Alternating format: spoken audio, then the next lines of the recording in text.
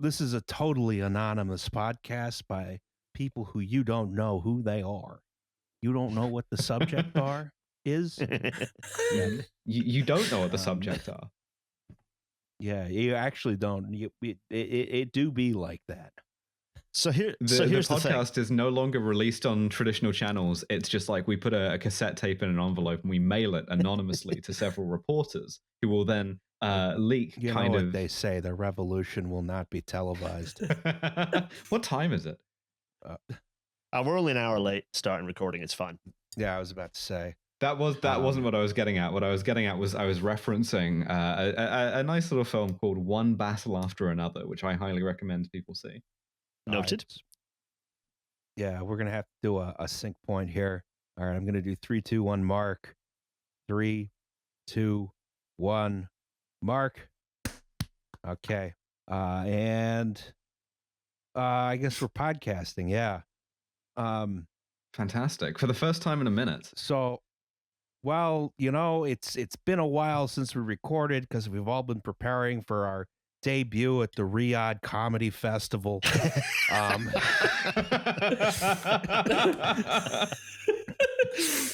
Yeah, doing some crowd work at the Riyadh Comedy Festival. Would like to thank His Royal Highness Mohammed bin Salman for inviting us. And actually, we have a special bonus episode soon about how the line is good, actually. It's tough doing crowd work in Riyadh because you're going from the front rows back and you're like, so what do you do? Oh, Prince? Okay, what about Prince? Right, sure. What anything funny about your family? Oh, your cousin, like Bonesaw, a journalist? I mean, I guess. I've heard that one before. Oh, crikey. So here's the thing. Everyone listening, it's me, but also it's Victoria, and we're on a podcast together, and that's extremely dangerous because we are, of course, sworn mortal enemies. Yes. So, yeah. My pronouns are she and her, just to be clear. It hasn't changed. We're not updating them. No, there's a way we introduce the podcast. I know there is. I know, but I was peeking behind the curtain. You've gone out of line. I know. Well, it's getting me back into shape. It's fine. You're out of order. This whole system is out of order. Score one for me. It's disaster. We've lost one variable has changed, and everything is upside down. The only solution we're going is like sort of primary school where we're doing like good guest host points, and whichever one of you has the most at the end of the episode has a sticker. And now Victoria has one, and Gareth doesn't have any. Oh. The only solution is to trans Roz. That's the only possible solution we have to fix the start of the podcast. Surely your solution make sure your own gender is securely fitted before adjusting anyone else's. Exactly. Hey, whoa. Yeah, well, if the gender comes down from the ceiling, make sure your own yours is securely fitted. Oh dear. Yep. To make an emergency gender descent to 10,000 genders. It's what Joe Biden was trying to do before the fucking anti-woke deep state stopped him. Just about to say. Hello, everyone, and welcome to Well, There's Your Problem. It's a podcast about engineering disasters with slides. I'm Justin Rosniak. I'm the person who's talking right now. My pronouns are he and him. Okay, go. I am November Kelly. I'm the person who's talking now. My pronouns are she and her. Nay Liam. Nay Liam. Liam is unfortunately not with us today because he has been dragged kicking and screaming. Confined to Disney World. My God. This is inhumane. Particularly for the mass transit they have down there, yeah. Also the mosquitoes. Free the Disney World one, and by one I mean Liam. Yeah. But we do have our new temporary co-host, Victoria. Hello, my name is Victoria Scott. My pronouns are she and her. Thank you for having me, as always. I'll be annoying all of your guests. You don't have to say thank you for having me. You work here now. Yeah, you work here now. Yeah, we're paying you. No, whenever I have like full-time employment, I email my boss every day and I say, thank you so much for the job again today, sir. We're also not your boss. It's a collective. Like, Yeah. I honestly thought Ross was my boss now. I I don't thought know. I thought I was we'd going to have be to I find- don't emailing him think he every wants day. that responsibility. Yeah, no, I don't think any of us want that I responsibility. don't understand how this podcast is set up in a legal sense. How many years in? It's sort of like by ancient custom, you know, like it's like Gormenghast. It's built on top of itself, and if it hasn't fallen down yet, then it's part of the podcast since time immemorial. A very great man who I worked with in my previous engineering job said something to me, which is, the less I know, the happier I am. Also, I'm here. Yeah. Yes, we also have It's Gareth Gareth. today. Yeah, hello. My name's Gareth Who's a Dennis. guest. You are I'm a not guest, being paid yeah. to be here. I'm not being paid to be here. My pronouns are he and him. And yeah, no, it's a delight to be here. As I said in a pre-recording segment that might be chopped, yeah, mortal enemy Victoria Scott is on the podcast. What's actually fun is that Victoria and Nova and I all had a very important business lunch in Glasgow not too long ago, which is an absolute business. unbelievable delight. I had such fun, such a nice time. But obviously, you know, Victoria and I are But now the gloves are mortal off. enemies. Yeah. Yeah, now the gloves are off because we're competing. Because now, Victoria, you're going to rack up some numbers that don't count, like I did, which means that our score against each other remains. I think possibly you're still winning in terms of guest appearances on the Well, There's Your Problem podcast. I think podcast. we're officially entering the era in which these don't count as guest appearances because I'm just here. Exactly. So I just have to come is- and rep cars, which is too bad because I just got found out that SDOT's ripping out a bus lane that I really liked using. So I'm pretty pissed at them. Just the God. general concept of personal automobiles today. So I think we're going to have to, I may have to yield and say train good. Yes. They'll get you. We see here before us We a see picture here- of train being good. Yeah. Hmm. What we see on the screen in front of us is a wooden passenger coach, which is completely burnt out. It's not gone well. and Some other people spraying water on various other pieces of railway equipment, which are also extremely on fire. Today, we're going to talk about the Quintinshill rail disaster. Although, before we do that, actually, before even the goddamn news, I do have to mention two things, which Liam's is Liam's thing. This is at the Lutheran Settlement House. Their Dance Away Domestic Violence event. That's October 16th. The link is in the description. And Give them some money. yeah, give them some money. Give money to them, or I don't know. You could even attend the thing, I suppose. Hell and yeah. The other thing is from one of our colleague podcasts, Podcasting is Praxis. James from there has an extremely simple surgery that the NHS is just not able to do because they're so backed up. There's a fundraiser for that, so he can get that done and over with. It's like pretty debilitating, the skin condition he's got right now. So if you want to donate to that, that's a probably good thing to do. I'll put a link to that in the description as well. So much for socialized healthcare, huh? Yeah, well, the labor defund force it, of getting then rid of yeah. it. Yeah, Yeah. Shout out to Jamie. Yeah, that's it. Yeah. So with that, let's do the goddamn news.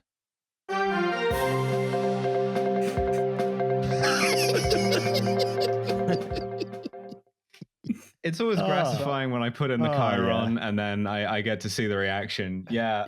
So the somehow still Secretary of Defense Pete Hegseth has gone what I can only describe as warfighter mode. He has gathered together. He made everyone go to Quantico. Yeah, it's kind of like he's at the stage of like drunk at work where you start pulling people in for like really like maudlin or like self-aggrandizing conversations, which is exactly what this was. Because when he started calling in like every general from like every kind of far-flung fucking command, there was some sort of like consternation about this. I admit to also thinking, is this going to be a kind of like Ba'ath Party purge? And it wasn't. What it was going to be was just kind of lecturing the troops about how DEI is bad, how they're all fat, how too many of them have beards, Yep. and that wokeness is no longer allowed. I was surprised at how stupid it was. I'm going to be honest. I was also like, I didn't think Pete would bring everyone down to Quantico. There's only one bar in that town. It's a shithole. I've been to Quantico, and that's where the coup is being planned immediately following that speech. Because, like, not to kind of like, you know, lionize the U.S. Armed Forces, but it was interesting seeing the absolute silence in that room that prevailed whenever he tried to land one of his big lines about, you know, fucking around and finding out or whatever. The brass was not amused by this. No, he ended on a big flourish about, you know, sort of like being like, we are the War Department. And he got like a woo from two of his staffers and dead cold silence. They could just coup and then him. he brought They out could the just big coup man. the government. Why aren't they doing that? I'm like, they could just. You can't say Here's the that. thing. In my admittedly limited experience of American military officers, they really do take the whole constitutional actor part seriously. Like, Yes. as much as Trump Boo. wants him to be, Mark Milley, not a liberal, right? Not a lib, at least not in that sense, right? No. He's not a woke guy exactly. What this is doing is we're cascading down. We're going to less and less woke officers and calling them woke, which is funny. And I don't know. I don't know what would happen in a situation where, I mean, for my money, Trump is already so flagrantly unconstitutional in his actions that you would be perfectly justified in cooing him, and, you know, doing some kind of like, fuck knows, like I almost said rally to restore sanity, but Yeah. I think it's probably good if you're a military officer that the bar is a little bit higher than that. But yeah, no, I don't know. I don't want to predict anything. It's just this is a really comically dangerous thing to do if you are the regime, is to get all of your officers in one place, really try and make them feel bad, And then immediately shut down the government so that they don't get paid for several months. Yeah. It'd just be like, point one, you are fat, woke, and gay. Point two, no paycheck this month or indefinitely. Yeah. Point three, we've brought out the president, this aged, like, senile rapist pedophile, to be like, to tell a bunch of like extremely technocratic Navy officers that they should bring back battleships because he saw victory at sea. That was a good one. I enjoyed that very much. Oh yes, that was glorious. The thing, it's like they're confusing the army with the cops. The cops are better armed than the army, sure, but the cops are all slovenly gits without any, like. Whereas the army are like, you know, they're like, Nate might disagree with this, but like the army are basically quite well organized and could easily just make these people disappear. Well, not make them disappear. You can't say that. Like, you know, am I organizing insurrection? I'm in the UK. It's fine. At the very least, the officers have a head on their shoulders, generally speaking. Yeah. You know, I'm calling my lawyer to figure out what bits I can make about this currently. One moment. Yeah. If you want to think about like the deep state or about the blob, right? Like what these guys want is to maintain American power, to maintain American empire, such as it is, right? And much like the money, the Hexa thing is a real indication that Donald Trump is going to try and touch that, you know? And it's been interesting. It's been watching Trump sort of like tack more sort of like NatSec on Ukraine and be like, oh, well, you know, they can sort of like get back all of Ukraine, or you know, NATO should shoot down Russian jets that overfly their airspace or whatever. And it's like, you always wonder whether it's Trump sort of believing the thing the last person to speak to him said, or you always wonder at what point they take him into the big room from network, and then for some reason he just seems to keep forgetting that if they do. So it's not good enough. If he's Whatever loving they're doing, battleships, it like doesn't what are they work. showing him? Like battleships were last an effective tool of war in like before the First World War. So like what, Battleships like were, 1920 the last time probably. they were an effective tool of war was before they were built.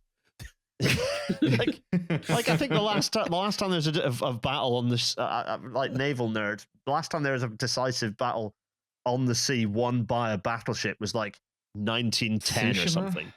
Like yeah, it was like that. Then it was aircraft carrier. Then it was cruisers. Then it was aircraft carriers.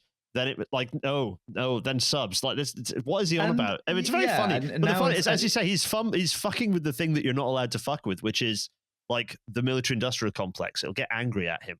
Yes. Yeah, I don't know. I mean, if you think about what Trump said, besides the we should have battleships, this stealth ship doesn't look aesthetic to me. One of the things was just openly being like, yeah, we're going to deploy more like American troops domestically because we're fighting a war from within. And it's like, yeah, this if stuff you about kind of take cities your head out of your hands when you're sort of like not being called fat and woke and actually listen to that, I think that might be the kind of thing that's more likely to make you go, 100%. maybe I should have a quiet word at the one bar in Quantico with some kind of like-minded officers. The other thing about this is, if you want to talk about kind of like military liberalism, combat liberalism in the Maoist sense, but reading combat as an adjective rather than a verb. If those guys don't do it, then sometimes a lot of mid-ranking officers do. And you've been seeing the posting about like American Napoleon, right? You need like an artillery major or colonel from like Puerto Rico. I was going to say Puerto Rico. Yeah. I mean, the other option here is, I guess Trump's mad at the littoral combat ships because they don't look good. Maybe he is going to develop a river navy because he wants to fight our internal enemies, right? We need a battleship. Well, you saw Border Patrol driving up and down the Chicago River, right? Oh yeah, yeah. No, we need something that fits up the Chicago. It goes up the Chicago Sanitary and Ship Canal to go up the Mississippi River. It's got to fit in the Chesapeake and Delaware Canal. Danube shit. Like Civil War 2 is going to be so fucking stupid. Oh my god, yeah. Monitor 2 versus Merrimack 2. That's going to be amazing. Yeah. Oh my god, incredible. USS Forums Monitor. The thing that's really wild to me is like $10. He's gotten what he wanted, and like he's managed to find the people in the military who are willing to drone strike, like fishing vessels off the coast of Venezuela for no reason. They're 90% of the way to consolidating all of their power, and they just need to make it the final like 10 feet to the goal line. And at the 5-yard line, they're like, actually, you're still too woke, and we're gonna purge you if you think as much about like hiring any it's women. weird. I don't know. I mean, We went on a rant about raising canes. There's no point in like trying to dissect it. Yeah, well, it's just chaos and anarchy. Trump would say like Douglas MacArthur was woke. If Douglas MacArthur was a guy who was in the military right now.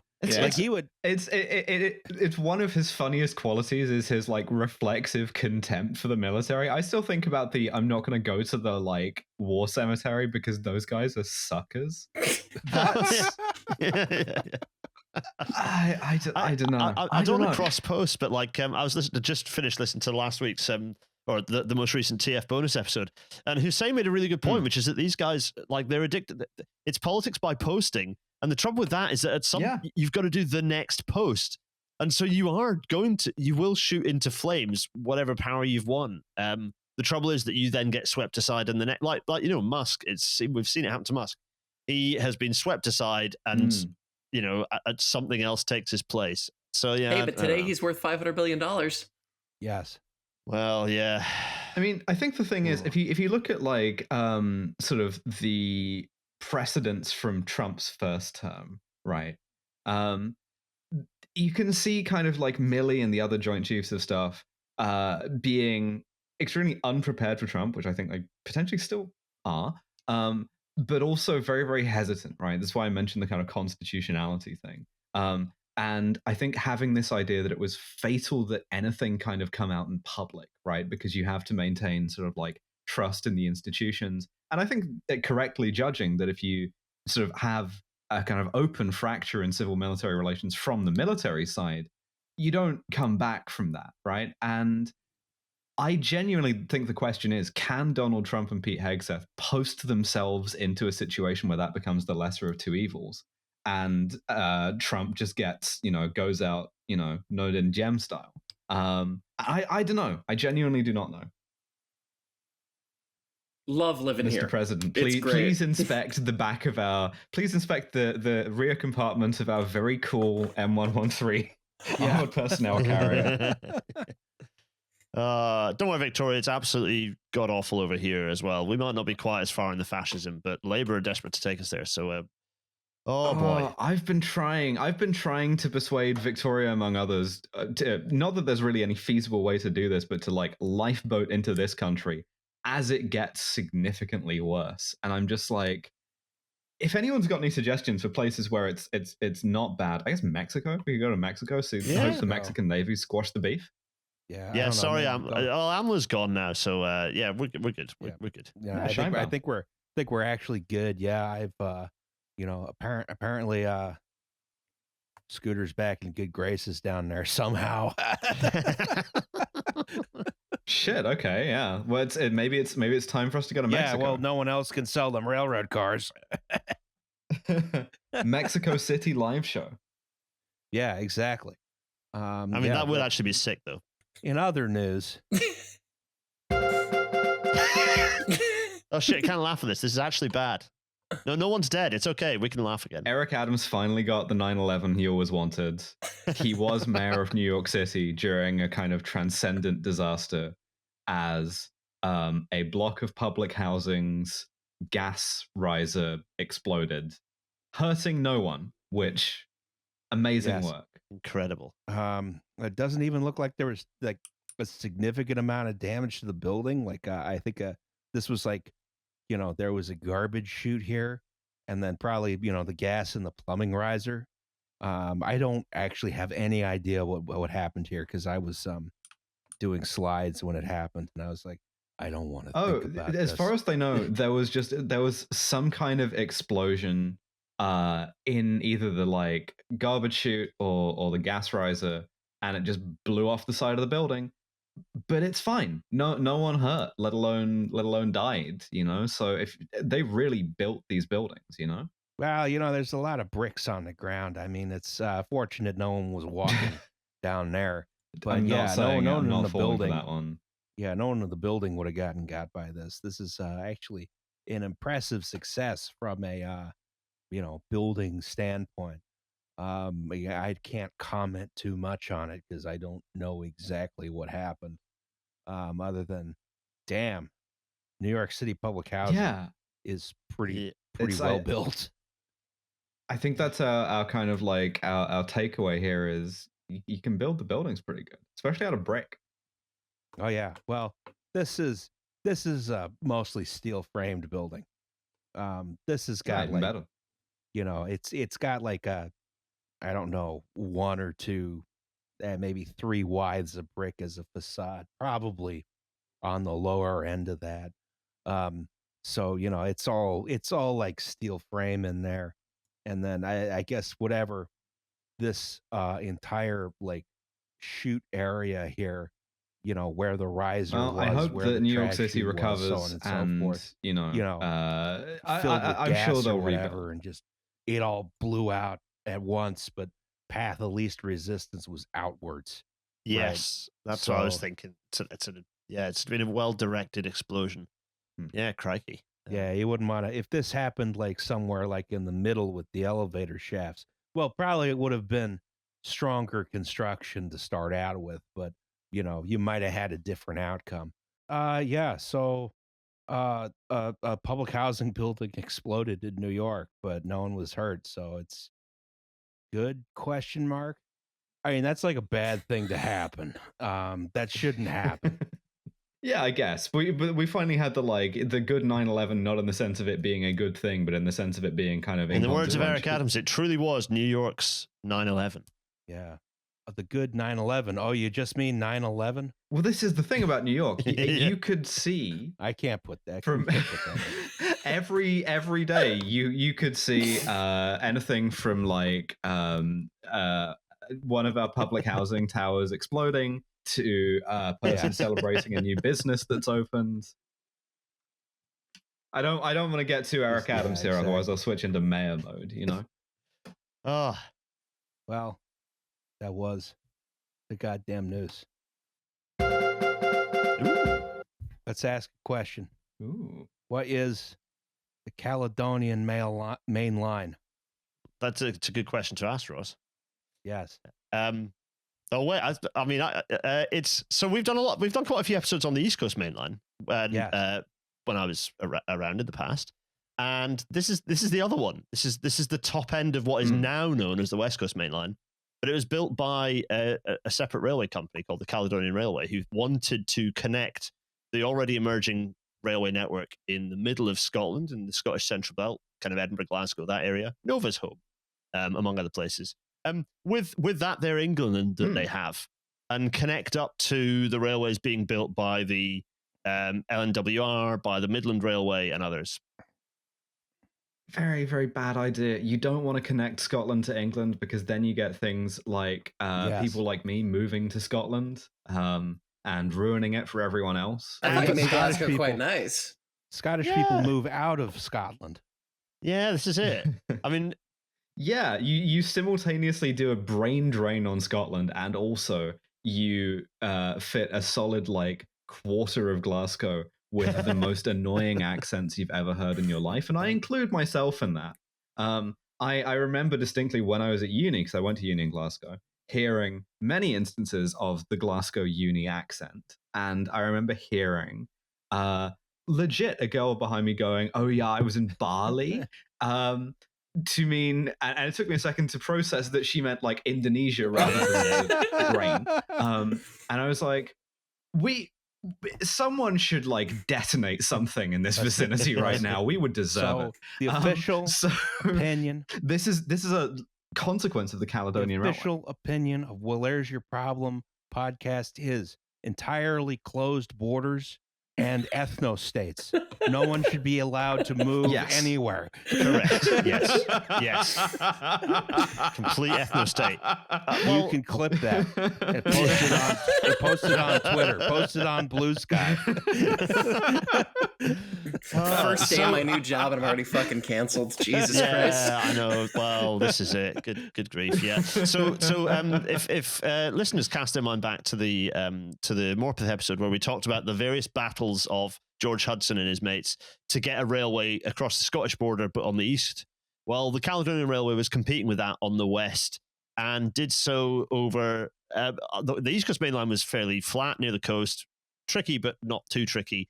The Caledonian Railway was built over several extremely large hills, including the very high summit of Beattock, which you can see just about in the middle of the slide. In fact, Roz is highlighting underneath it marvelously. Yes. Meaning this railway is quite wibbly. It's also worth noting that the East Coast Main Line is very, very pretty. You go by the sea. It's a nice journey. You can look out of the window and have a nice time. Whereas the West Coast Main Line, no disrespect to the scenery, but it's bad. Bad. It's not.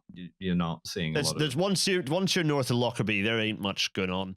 Apart from the forest tenants tea, the wooded tenants tea that you can see from the train is about the only highlight on the way north.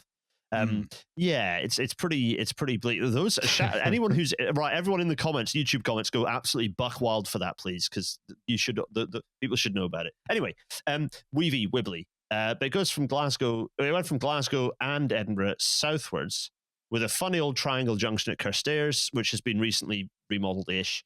Worked on that actually for a bit, and then didn't. And down to Carlisle Citadel Station. Citadel Station is the name of the big station at Carlisle. Roz, does that cover the question? Yes. Very, very, very wibbly. And 80 years later, some genius would put tilting trains on it and cause a podcaster to get more motion sick than she had ever been in her life. Well, you did the APT episode, so everyone knows all about that. It's a Let's do Virgin relaxing, Trains quiet. as an episode. Actually, As an episode, yeah, that's an episode right there. Ooh. Anyway, right. So that is the main line, the first main line of the Caledonian Railway. That's what that is. Yeah, and this is they start building it in the 1830s. They finish it in stages in like the 1840s. And this is during like a pretty early era of railway technology, excuse me, it's Britain. So, but it becomes very busy very quickly, which means Yes. we need methods. Yeah, stand-up comedians going Exactly. south, uni students So we going need north. methods to prevent the trains from running into each other. Yep. Glasgow at the time, and absolutely. Oh, sorry. I was going to say Glasgow at the time, an extremely important imperial port. Only gets more so, actually. Yeah, Absolutely. second city of the empire. Birmingham found dead Yeah. in Miami Beach. Yeah, if you ask me. also- like Birmingham's just northern Scotland's London. where the engineers come from too. So And quite a lot of the generals with blood on their hands during the height of empire. Sorry, Scottish nationalists, but tis true. So major undertaking, extremely complex, challenging bit of engineering, but instantly under capacity for the amount of traffic. Yeah, and so I hope they solved that problem at some point in the ensuing century. Make that 2 centuries of not resolving that problem. Yeah. So one of the bigger problems on these busy railroads, especially early on, was like, how do you keep trains from crashing into each other? Because trains don't stop very quickly, especially before you have, Brakes. air brakes or vacuum brakes or something. Or any brakes. Any brakes at all, yeah. General aviation rules. See and avoid. Just look out the front. Yeah, everyone remember it took until the 1890s. That is, everyone, before all trains had to have brakes. So yeah. Yes. What? Just like it just does. We were doing speed. Well, we haven't done the Armagh Rail fucking disaster on this steam podcast, trains? and we will Yeah, get there because that's an important one. That's an important one, yes. So, Good Lord. one of the first ways to stop trains from running into each other is timetables. I was going to add a picture of a timetable there, and I couldn't find one, or an employee timetable. Excuse me.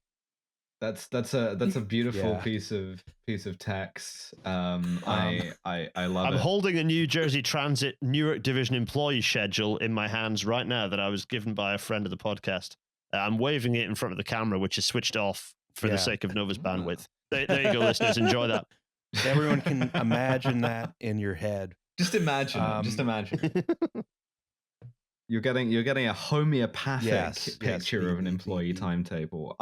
I swear to God, I am writing the alternative medicine bonus There's a episode. vague notion of a timetable.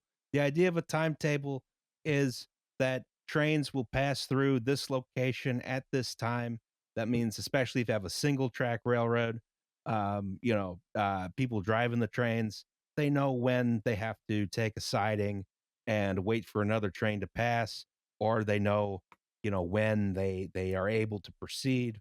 Right. And this is all time based, and it's all also based on the idea that, if another train is late, too bad. You still got to wait for it to go by. It's very primitive, but it works if you don't have things like, the telegraph or,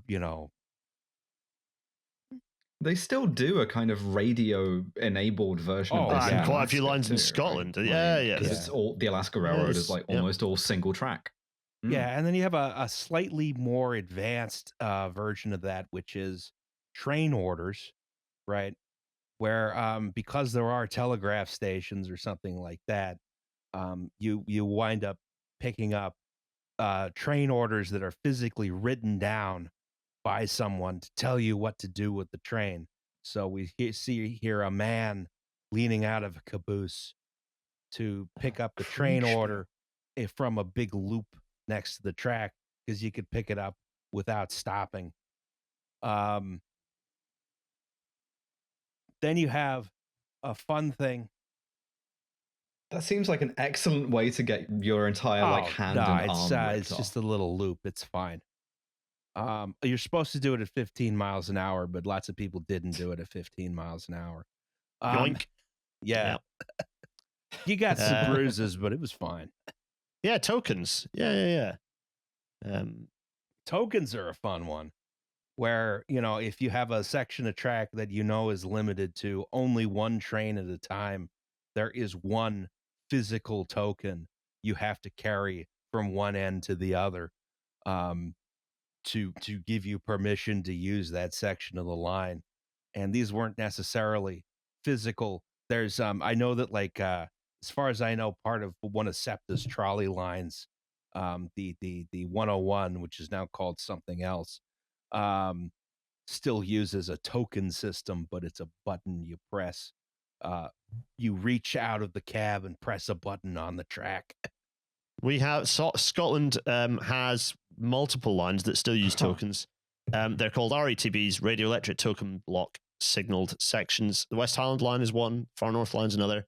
They work very well on lines that are mostly single track. It's a very sensible way to keep it operating. The test track.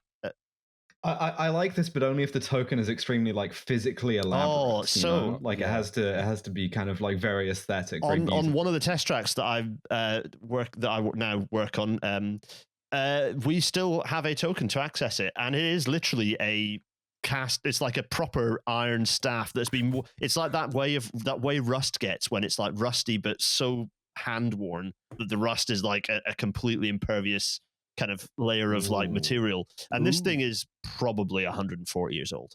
It's great. I'm imagining a big challenge coin. Fantastic. Yeah, some of them are like that. Some of them are like a staff. Others are literally a disc thing. Yeah, it depends on some of them have a machine to dispense them. Some of them are just slipped. But, it's the wonderful world of tokens. Having to play a gacha game before you're allowed to proceed down the track. Yeah. Connect 4. That's it. Yeah. The main problem with these is if someone loses the token, the line's out of service forever. Yeah, that's it. Yeah, you literally have to dig it up and build a new one. Yeah. Yeah.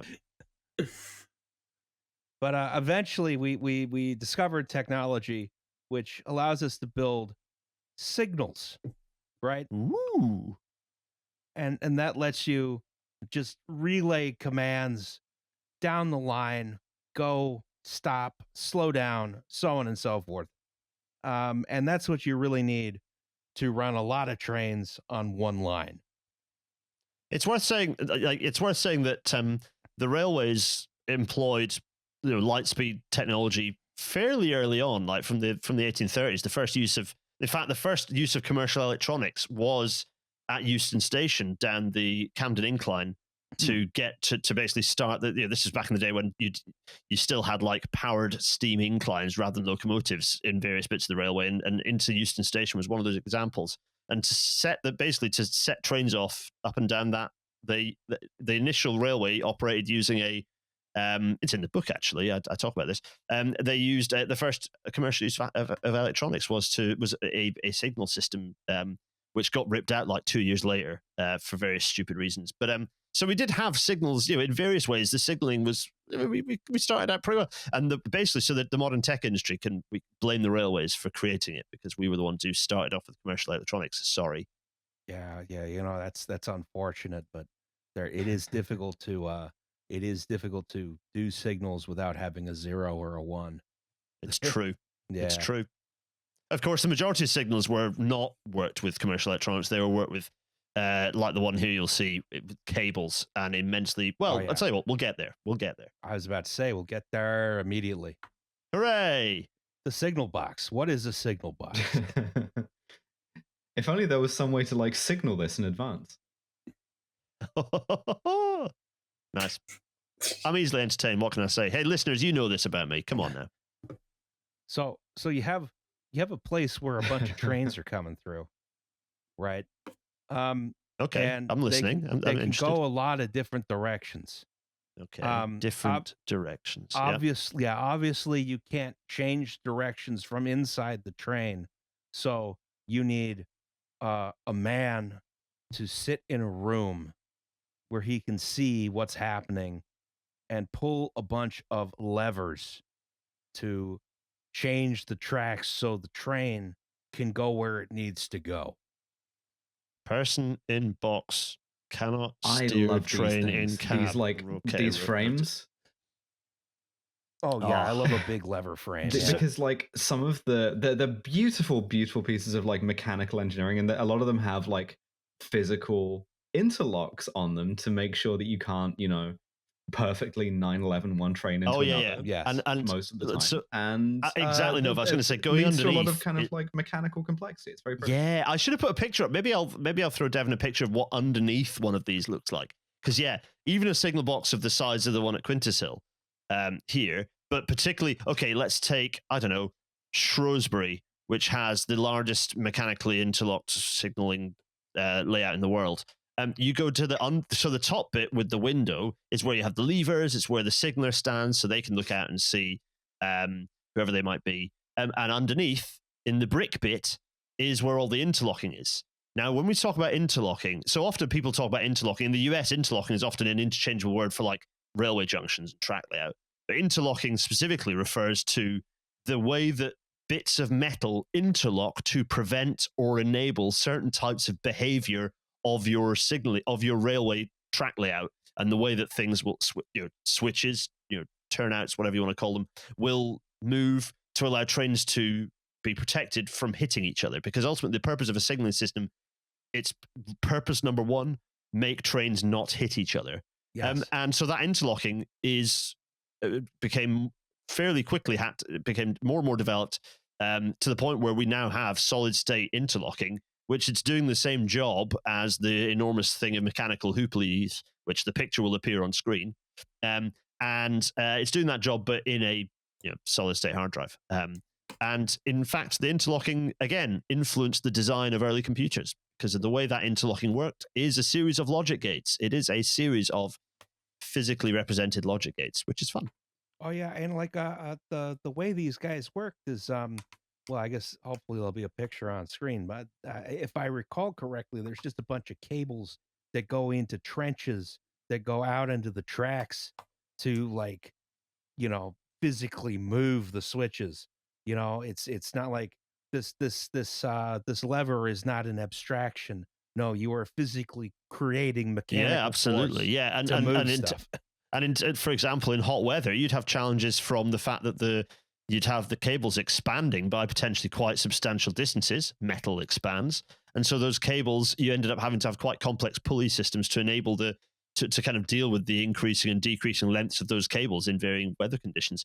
And what the interlocking is doing underneath those levers. So there are different ways to manage this. And in early days, you didn't have the complex interlocking. You relied on the training of the signaler to, with, as Ross is about to tell us, with some potential additional physical aids. But in the early days, it was just the signaler had to know what levers they could and could not pull in what sequences. And sometimes they were, you can see in the picture here, sometimes they're painted different colors to help them to know which ones related to which other ones. And as that became obviously not huge, as you had more and more complex systems, that moved from being entirely manual to being mechanically interlocked, where you had these metal kind of teeth and gears that would engage with each other.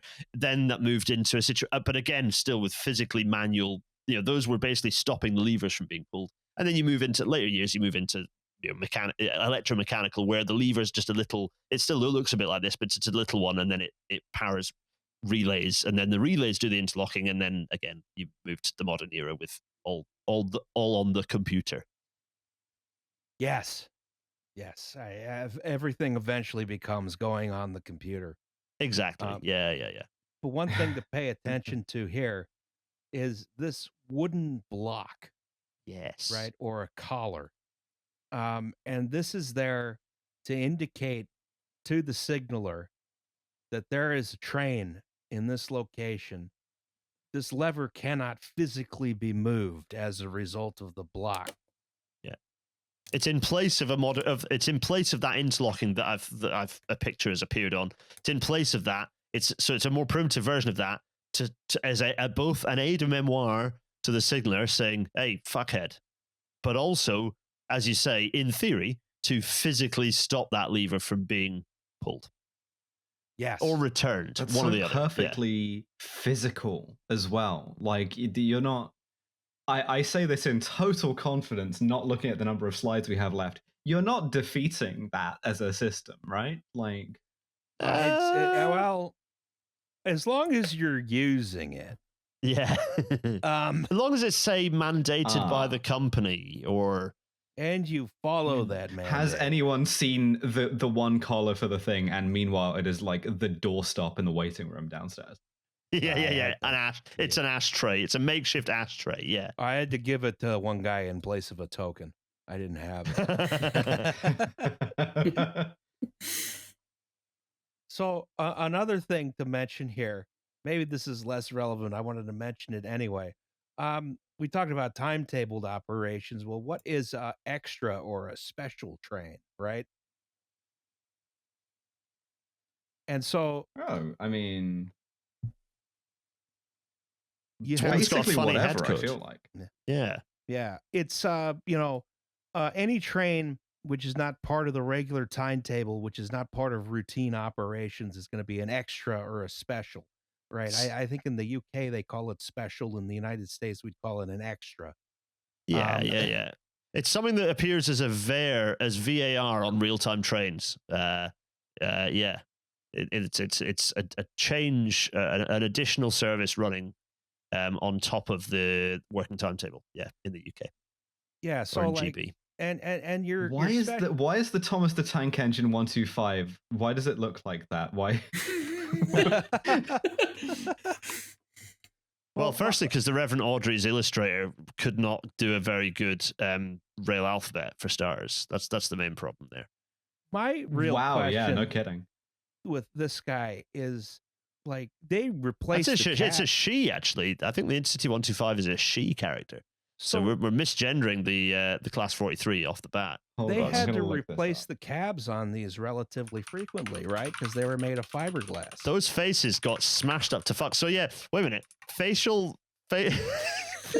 FFS. Well, not either that or it's more of a kind of horrifying, like Warhound type situation where it's like I sexually identify as an attack train, and my face just gets stoved in routinely in the course of my work, and they just replace your face. Is it the face, or is it like? Hold on a second. Sorry. Personality change each time. In the Intercity 125 is arguably non-binary in the sense that it comprises that it is a set comprised of like Pip and Emma. So I mixed gender train set. Huh. Yeah. Well, is it Pip? Oh, no, yeah, that's a good point. Is it Pip as Philippa? Philip or so Pip as I thought it was is implied Philippa, train headmates. So it's just well, yeah.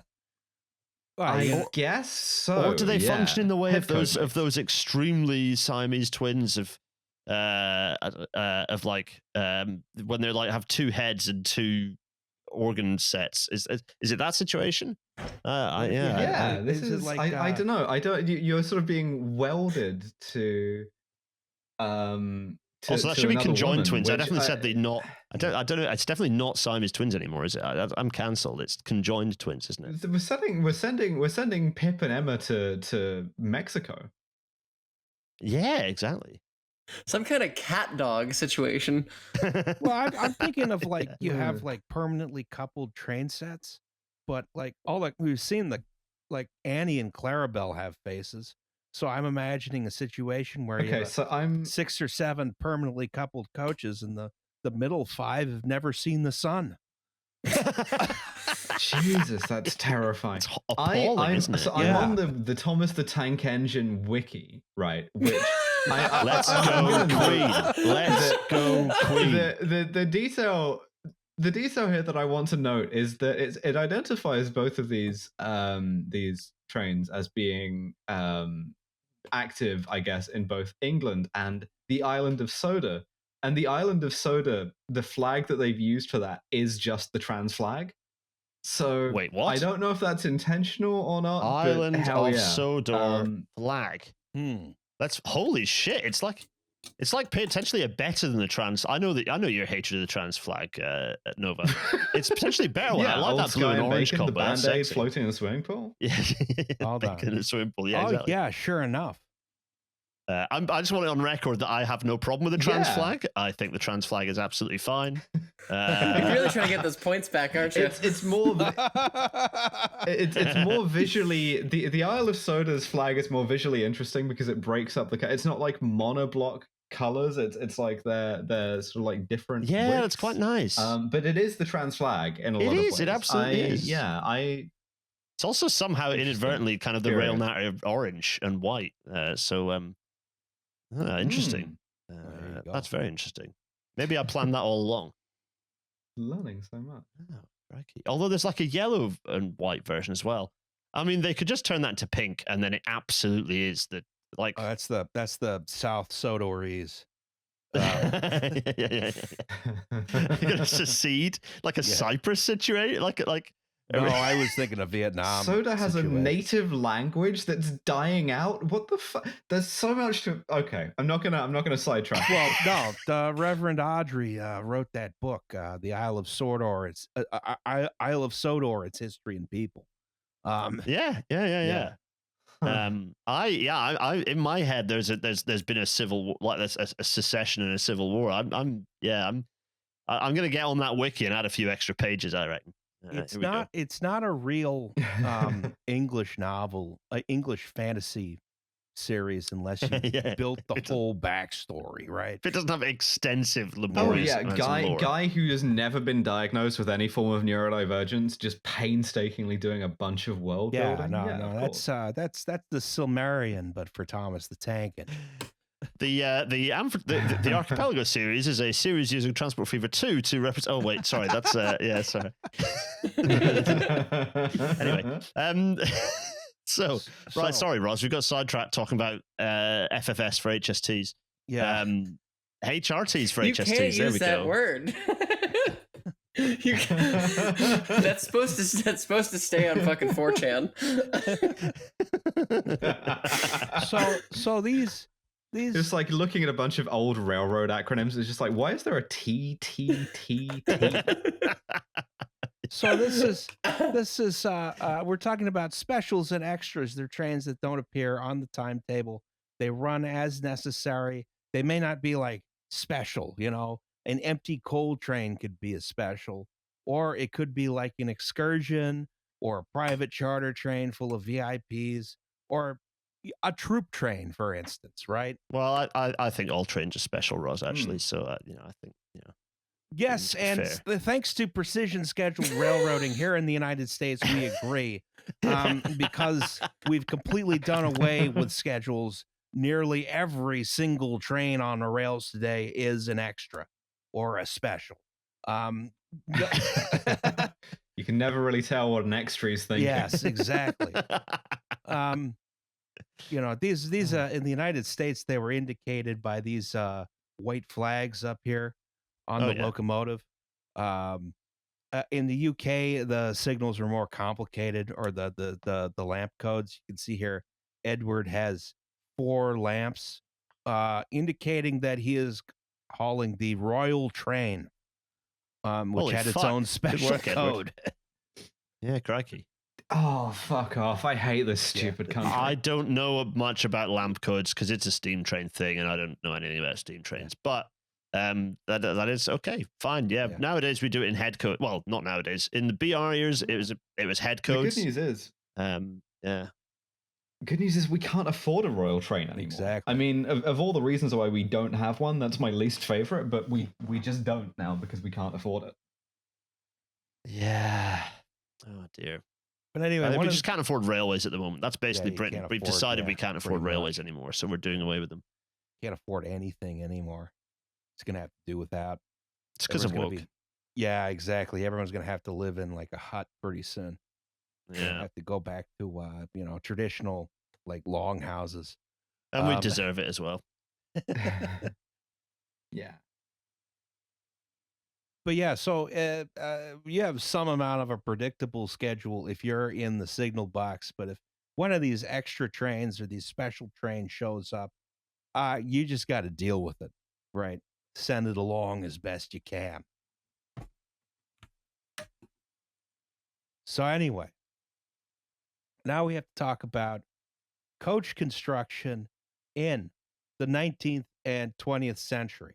No, it's the crashworthiness slide deck again. For me. Oh, no, yeah. wait, it's not. Ooh, Why are you always talking about crashworthiness on my pretty, episodes? Yeah, they are very pretty. You're No, right. I'm not interested in crashworthiness. Look at this mock Tudor situation we're dealing with here. No, and the This is Clerestrier as well. incredible. It's lovely. It's a very nice looking car. They are. Yeah, that. I mean, so that first one is a. Oh, actually, you have to correct me. That first one looks like an LNER teak coach. Actually, Made out of teak. yeah, they teak lined We're them. deep into the like Vicky 3 extractive economy thing where we're pulling teak out of like Borneo and sending it to Britain in order to make it into the Nova. Seriously, the equivalent of the Azumas that you get if you go. I mean, you pretty much always take the West Coast Main Line, but if you happen to go via Edinburgh, go down the east and got in one of the Azumas, the equivalent to those, the cracked north-south expresses on the East Coast Main Line, were a beautiful garter blue streamlined A4 Pacific with a bunch with 15 or not quite, like 14 of these things behind these teak LNER coaches.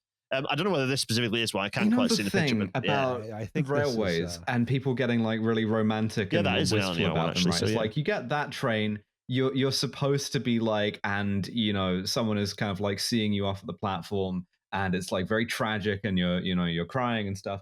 I'm still doing that, but the trains have gotten worse. So the railways need to return to my level of aesthetics. No, Meanwhile, when I visited Glasgow and we got on a ScotRail train and Nova was like, "This thing's a piece of shit. I fucking hate it." I was like, "They come every 25 minutes."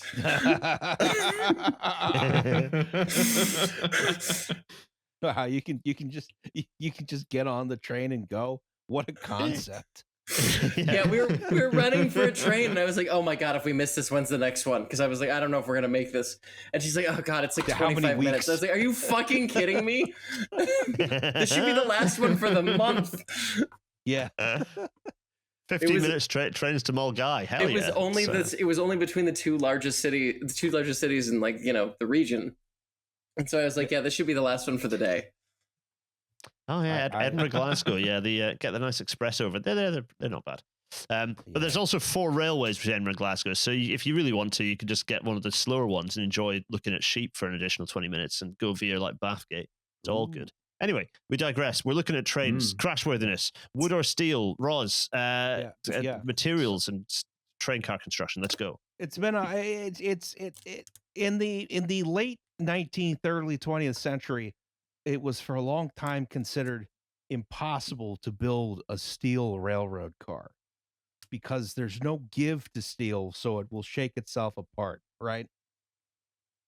And to a certain extent, that's kind of like yeah, you might as well be putting people into a blender. Are you insane? Yeah, that's partly a track thing because in the early days of the modern railway, we built our track form to be rigid. We took the Nova School of Engineering and it was rigid as hell. Yes. And so it was more rigid. Yes. And then only kind of later did we learn that actually you can build a track system that's resilient, which means kind of it has some give to it. And the design of vehicles kind of followed that a little bit. Like it wasn't entirely the train people who had the epiphany. It was a little bit of we made our track to be less, we spread it on more, more sleepers, more ties, and it became a bit more resilient. And so then an epiphany could come along, thanks to, in this case, the Interborough Rapid Transit Company. Yes. So the Interborough Rapid Transit Company built one steel car, and it worked fine. It was a little bit heavy, so they couldn't really use it in service, but it didn't shake itself apart. The Pennsylvania Railroad followed this. Everyone realized, wait, you can build a steel passenger car, right? It's fine. Yeah, it's fine. Nothing bad's going to happen. This big revolution didn't come until around 1903, and also when battleships were useful. Okay, noted. Yeah. Yes. Back when you could also build those out of timber, yeah, but you did still have to use a lot of steel. So, and passenger cars last a long time. So throughout the First World War, which is about the era that we're talking about, there's still a lot of wooden coaches rolling around, right? Yeah, the coach has a 40-year shelf life, which is not uncommon. I mean, you're not going to complain. They look beautiful. They seem to be really fine. nice. Like, yeah. Another question is, okay, are you using vacuum or Westinghouse air brakes? In Britain specifically, there was for a long time a question of whether you use vacuum brakes or air brakes, and those are essentially they work in reverse to each other. An air brake keeps pressure on to keep the brakes off, and a vacuum brake keeps a vacuum to keep the brakes off.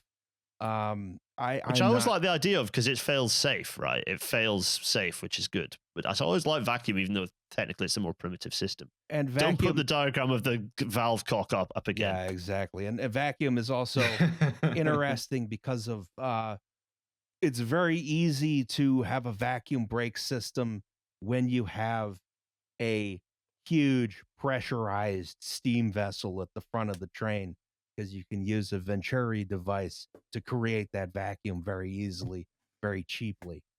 I would love to use something called a Venturi device. I'm using so few named devices. Yeah, I know, right? Not Crikey. enough devices. Yeah, They put all the devices into the computer. It's such a disappointment. This is not really a factor in this accident, but at the time you are going through a period where it was not clear which brake system they were going to adopt in Britain. So a lot of cars were equipped with either one system or the other, or some had both, or some had a pass through where it was like, okay, we can use this car with an air brake train, but it doesn't have air brakes, but it does have an air brake pipe, but it can work with vacuum brakes. Yes. Love it. Yeah, what if we just never standardized anything? Eventually vacuum brakes became standard, and then in the 70s everything was converted over to air brakes. Yep. Yeah. Thank you to the Mark II coach. And what else, Ross? What other things? Tell us about other variations in design at this time. More. I need more. Hold on. This is embarrassing. I have to use the restroom again. This is something. My digestion is not happy with something I ate earlier. I think it's genuinely the latest thing of COVID going around. I will explain, and we can cut this or leave it in, depending. Part of the reason why it's been so difficult to record podcasts is I have been sick as a dog lately. I had like 3 days back to back where I just was like useless. I was still working. I was doing my best to like work through it, but like I was genuinely sort of like concerned about my health at that point. And I don't know whether it was like COVID or like something else viral or what, but like it was very much like the kind of ideal girlfriend in the sense that it kept like absolutely knocking me down on the floor, and then anytime I tried to get up, just it hit me again. And so I'm still kind of not really rid of it. I still don't feel great, and it's just like real bad. And I know that's been going What's around, really good is that the NHS have been allowed, indeed funded, to continue to keep the information on their COVID page up to date with the latest symptoms for the latest variant. Oh, wait a minute. I'm just getting a message through my ear. Oh, no, they haven't. No, it's still from about 4 years ago. Your government still thinks COVID's real? No, they don't, actually, well, unfortunately. Sort of just about, but it doesn't. They don't think you should do anything, Yeah. Just don't worry about it, which I guess fair enough, but it's very difficult to not worry about it when you're sort of like spending day 3 of lying exclusively on your side and sort of like fairly bad pain. Yeah. Just being like, at what point do I sort of like go to the hospital about this? I still have like nasty and just regular fatigue that I just never felt before I got COVID, that I definitely feel now, just like utter fatigue. And it's not just from the toddler. Like this happened before, well before the toddler arrived, that I just had fatigue and I felt I just couldn't do and still can't do half the stuff. And it manifests for me as my brain is much more chaotic from the ADHD, because when I'm tired, I'm more manic by quite a dramatic level. So it's thanks for keeping us all up to date. I've had that. So I've had basically I always get like, whenever I get any like sick at all, I always get like this huge like post-viral fatigue thing. It's like walking feels like walking underwater. It's like it's like painful, but it's also like kind of frightening, and also really kind of like debilitating. And I don't know that sort of like is something that originated with COVID, in the sense that, and this is also partly why I kind of get mad at like long COVID as a thing, is because I got really sick in like 2019, early 2019, and it was just kind of like downstream of that. And I genuinely think what happened was I just got like a bad flu, and I got unlucky and got long flu or something, because you can get long anything, and it's just like it was this kind of thing nasties up your where insides, and you can have this like mess of like really, really like difficult to pin down post-viral symptoms that just get thrown into the same basket as like chronic fatigue syndrome, right? Where it's just like, or anything like that, where it's like this is mental woman problems, right? And for a while, people kind of were like, long COVID, maybe this is a thing. Maybe it's the first one of those things that we're going to recognize. And then, of course, they didn't, which they were never going to. And now long COVID is also because the government cannot. the government is not allowed to acknowledge that chronic conditions exist, because then they'd have to think about actually doing some research into understanding what they are. And chronic conditions often are sort of like primarily follow any women, of the kind of like they're often women's health questions, as we and therefore they often get pushed into the women things, woman. Also the kind of the economic considerations of being like, well, we have to cut benefits, and a key part of that is refusing to acknowledge that people can be sick in a way that prevents them from working for long periods or even indefinitely, right? And we have to kind 100%. of trim all of the fat off of that, which is of course barbaric. I'm just checking in on the scale of workforce long-term sickness. Those numbers, just double check. Ooh, okay. Yeah, that seems like a good idea economically, to just ignore that problem. Yeah, just what to do is to just ignore it, not engage with it. Cool. It's crazy that you can genuinely make that worse by defunding a bunch of stuff. Interesting. Right? Like you sort of stop spending money, you stop investing on anything that might make people's lives better, and that might make them, healthier. And for some reason, you're surprised when they get and stay sick. Do you know what's a really good icing on that cake? Is to also make everything so obviously shit that everyone has like a really is like 40% despair on any given day. It's really good extra icing on top of that cake. And the one thing about specifically like post-viral stuff, I will say, is that like people don't understand the like kind of psychological, like even psychiatric aspect of it, but like you can get so like depressed in a way that even if you were a kind of like habitual depression habit, feels so alien and so out of proportion, and feels much more like kind of idiopathic physically, it's like real bad. We can cut all of that, but that's some context as to why I've been struggling a bit at work. We love you, Nova, and I'm sorry you've been struggling. Thank you. I didn't hear any of that. That was okay. health I don't corner. mean to complain. I feel bad when I do. Definitely say the last round of COVID definitely left me with some problems. My God. No, for sure. It's fine. We'll just cut all of that because I feel bad for complaining. It's a good time to complain. Devin, you get editor's veto on that. Yeah. So trains, apart from anything else, you're in this beautiful train. You're experiencing yearning, right? Yeah. You're sort of like, but you also need to be able. You got to be able to see stuff. Because maybe it's dark. For instance. And there's basically two choices for you. Do you have electric lighting or do you have pinch gas? Right? Ouch. Sorry, couldn't resist. Well, yeah, I think I've had some of that the last few days. It's part of why I've been feeling so bad. Dreaming. Pinch me and I pass wind. That's gross. I don't like that. Yeah, just like the entire train being like, pull my finger. So Carl Friedrich Julius Pinch developed this proprietary gas, right? It's distilled from naphtha.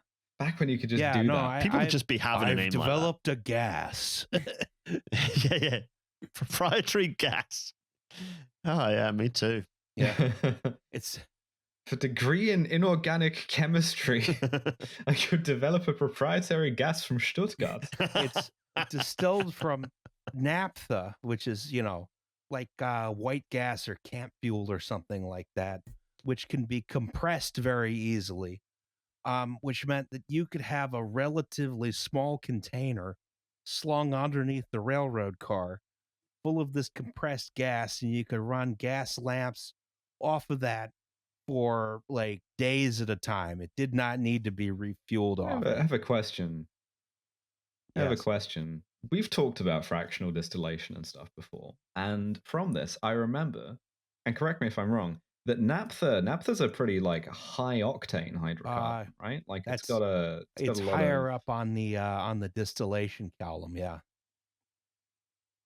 yeah. So it's got a lot of kind of like volatile. It's got a lot of energy kicking around, which would make it good for Oh this. I yeah, think. I mean it's great for lighting. It made a very light, a very very bright, very smokeless flame. You know, it worked really good for what it was. But the thing is, what it was gas lighting, and it was being used in wooden cars. No, it wasn't. Oh, that's fine though. That's definitely fine. No, in fact, it isn't, and everyone knows it isn't. If you don't derail, nothing bad happens. And in fact, interestingly, one of the one of the properties of these particular lamps and their associated gas was they were much better at the flame kept going when there were bumps or there was some kind of jolt or something like that, as opposed to like earlier oil lamps. So these flames liked to keep going regardless of shocks. That's also because they probably were literally fine. being gaslit. Again, you have a like a constant, even supply of fuel, which you can then sort of like slowly adjust to make people feel like they're going Yes. insane. So again, this is an obvious safety hazard, but there wasn't really another way to do it until electricity came along, right? I'm not very familiar with like early British practices here. I know that in the United States, early electrically lit cars, they attached a dynamo to one of the axles, and then they had a big lead acid battery underneath, and the dynamo would charge the battery. Everything was dangerous back then. The dynamo would charge the battery, which would run the electric lights. And if the train stopped for too long, well, it got dark. Yeah, not dissimilar. We had dynamos, but also we would have an electric feed from the cab. Certainly, once we moved to diesel and diesel electric, we would have an electric feed through the train from the locomotive. Even early on, but with steam, it was dynamo and lead acid battery, similar, just as in the UK. Probably because we were inheriting a lot of those designs from the Pullman railcar company. That would make sense. Yeah, I don't know if you could fit a large enough alternator on the steam locomotive to power a whole train. You might need a second steam locomotive for that, which weirdly is how a lot of Amtrak trains work, just with their second diesel locomotive devoted to head end power. But yeah, so a lot of these advances, they made train cars got a lot safer very rapidly in like the early 1900s, 1910s. They were steel. They had better brakes. They had electric lighting. A derailment wasn't quite the death sentence that it used to be, right? And because these cars were, they're expensive up front, but they're more durable. They have lower lifetime maintenance costs. It did behoove the railways to move to them relatively quickly. Yep. But then an event happened. In order to understand the Quintinshill rail disaster, we must first explain the causes of the First World War. Yes. Beginning with sort of like wounded nationalisms all over Europe in all sorts of different ways, which then play out in the form of like a guy. Yeah, a guy shoots another guy. The Second International shits the bed. I use this exact identical slide. That's crucial. Yep. The last time we discussed this. All of Europe goes to war over essentially nothing. Britain gets dragged in. And what does that mean for the railways? Lots and lots of traffic, right? Yeah, you got to move all of these troops around. You got to move all of this newfangled sort of like various devices. Devices and whiz You have jigs. things, sort of you like, have whatchamacallits, yeah. you have, men and material, right? It's paramount to send as many boys over there as quickly as possible so they could all immediately die in a muddy ditch fighting for control of 10 feet of a French pig farm. And this required a lot of railway equipment to be pressed into service, including stuff that was obsolete or no longer suitable for civilian service, right? Um, you know, You also have to remember that you're running the railways with, I mean, like railway work is like a reserved occupation, so you're not conscripting people, but you can't necessarily stop them from volunteering. And it also means that you're not getting new intake anymore because all of the, 17 or 18-year-olds who might have been going to work on the railways are now going to die fighting for control of 10 feet of a French pig yes, farm. yeah, it's very difficult to recruit people. Surprising amount of women wind up working on the railways. I know that like World War II is supposed to be, that's when the women were in the workforce. No, World War I as well. It also happened. Yeah, very much. Yeah. There's a reason why the interwar years were big for suffrage, right? Because a lot of women had got a taste of doing stuff and were like, wait, what? This is fine. Like, why can't I want to do this stuff again? Exactly. Why can't I do this stuff? I like working on the train. I like getting various forms of chemical warfare weapon, like stuff smudging up my face and skin and hands and hair. It's all good. Phosgene, delicious. Wonderful.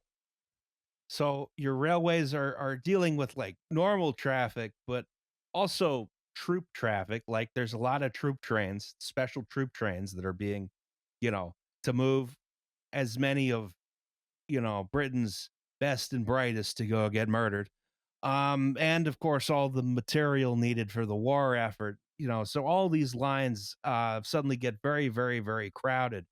And you're having to do, like a lot of exotic signaling to get trains around each other. Yeah, that's wait a minute. So you was an extremely saturated rail network having to do increasingly bizarre things to its operating regime and timetable to satisfy the demand. No, that couldn't possibly happen today. Yeah, Thank goodness for that. That is not something we can, consider these days. Well, actually, the joke there is that that's precisely what we're doing on our rail network currently, because we're doing extremely bizarre things operationally and to our timetable to squeeze as many trains in as possible on without actually doing any infrastructure work. So yeah, no, I don't know. I guess we never learn lessons. No, we learn nothing. Well, I'd rather have that problem than a car shortage, which is what's happening over here. But that's a different episode. Although, incidentally, also what we're about to talk about now. Actually, though, we do have to talk about the car shortage. Yeah. So they don't have enough cars to run everything with modern rolling stock. So I think it's useful here to look at our contestants today, which are about to meet at Quintinshill Junction. God, in the red corner. Oh dear! I tell you what. Actually, so you've got it'd be annotate. Everyone, Google some of this rolling stock because it's so key to see. We'll get there, but like Roz will get there. But I really want you to understand how knackered the coaches of player one are in this situation. I was trying to find some pictures and I couldn't find any good ones, unfortunately. So this is on the morning of the 22nd of May, 1915. This is outside of Quintinshill, which is just barely, it's a little bit north of Carlisle, right? And there's several trains which want to get through this set of sidings. We'll show that in the next slide. But so, all right, we have a local train which has these are Caledonian Railway, relatively modern coaches. There's two coaches, a brake van and a milk van, right? You have a troop train special, which has, oh boy, bunch of great Central Railway really old, really terrible cars. This is what? Third class passenger Yes, cars. mostly third. So No, you got some wooden some seats. composites too. So I don't know. Maybe they put the officers in those. Composite means something different in Britain than it does in the United States. A composite car here means it got a steel frame but a wood body. Composite in Britain is it has first and third classes in it. Correctamundo. Yeah, all of these guys are all wood. So yeah, we got composite brake, third class, composite, third, composites, caravan truck. I don't know what that is. So I've put in the group chat what the coach looks like, and I want everyone to just go in and look at the DM, our group DM, and have a look at the picture. Boy. And that's what the troop train is made of. That is a 3-axle piece of. That's a barn. That's a barn with some wheels. Yeah, this is under it. not like the pictures that Roz put up earlier give people a false impression of how modern this kit is. That's what it looks like. That's a conservatory that's been erected without planning permission. I thought that is what the troop train was made of. Okay, I don't like this at all. Those are those 6-wheel coaches. I always assumed were like children's drawings. Okay, as opposed to a real thing that existed. Yeah, that is what the troop train was made of. It was made of what was that just like 20 of these fuckers all sellotaped together. Train. Yeah, no, long train, many troops. Yes, and squeezed in like the chickens that ultimately occupied most of these things when they ended up in fields. Yes.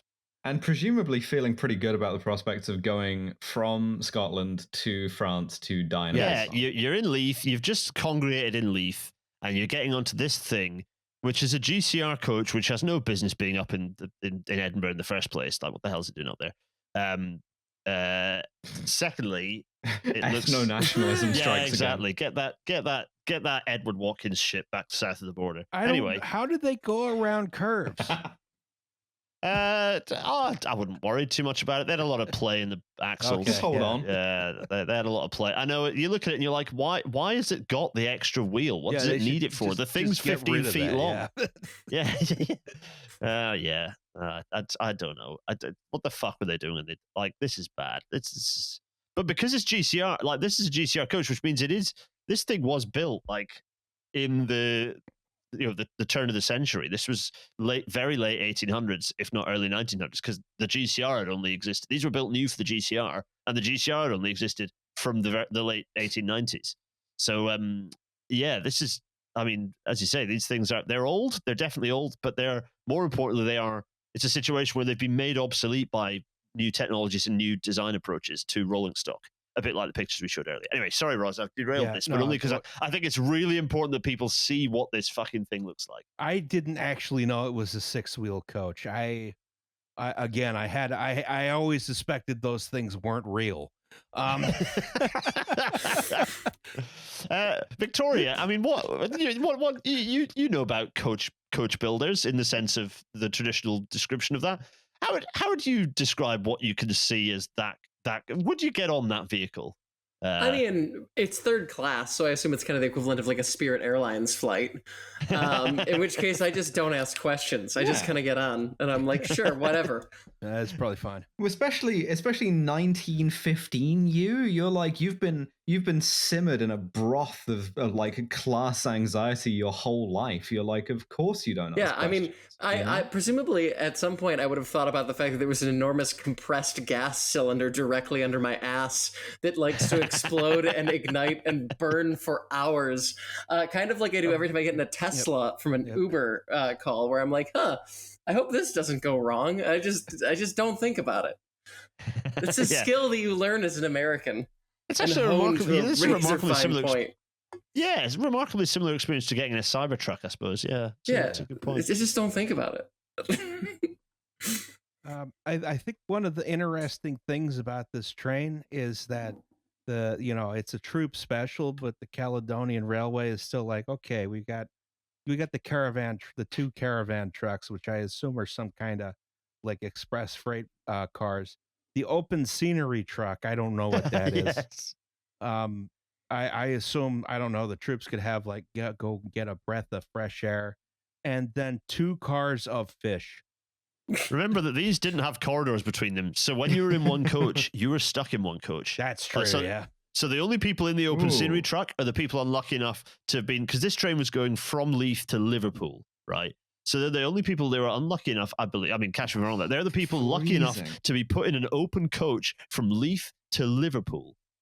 Wowza. But notably, they don't have lights, so they don't have a compressed gas tank sitting directly under their asses. That's a very good point. So really, perhaps that was the true first class. I mean, those would have been the lucky ones, right? Yeah. You could actually at least have a dart on the way there. Feeling the words thrown clear of the rack, you know. Then there's express passenger train, which is also going to be involved. This is a normal, civilian train, brake van, composite, sleeping saloon, not a coach, it's a saloon. Composite cars, third class, brake third, brake composite, so on and so forth. So yeah, this is we have a wide variety of equipment coming through. Some of these got 12 wheels. That's a lot of wheels. That's a lot of wheels. So yeah, this that's because they have 3-axle bogies. So they got 2 sets of 3-axle bogies. So I said Midland Railway earlier. Actually, the expresses were not Midland Railway. They were, of course, the equivalent of what are now the West Coast Virgin Trains West Coast, or whatever it is now. What is it? Avanti, which are the LNWR, so London and Northwestern Railway, which is basically, they were the crack north-south, like they're basically the London up to Glasgow kind of crack expresses. The fancy train for fancy people, and this fancy train for fancy people with 3-axle bogies. Lots of sleeping cars. Yeah, look at them. I'm happy. Yeah, everyone's gonna wake up fresh in Glasgow, fully rested. Have a nice day. The podcasters of their day were on this. Yeah, exactly.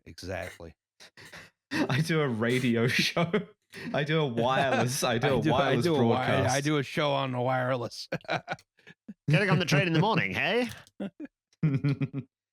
Gosh, well, that seems to be a problem.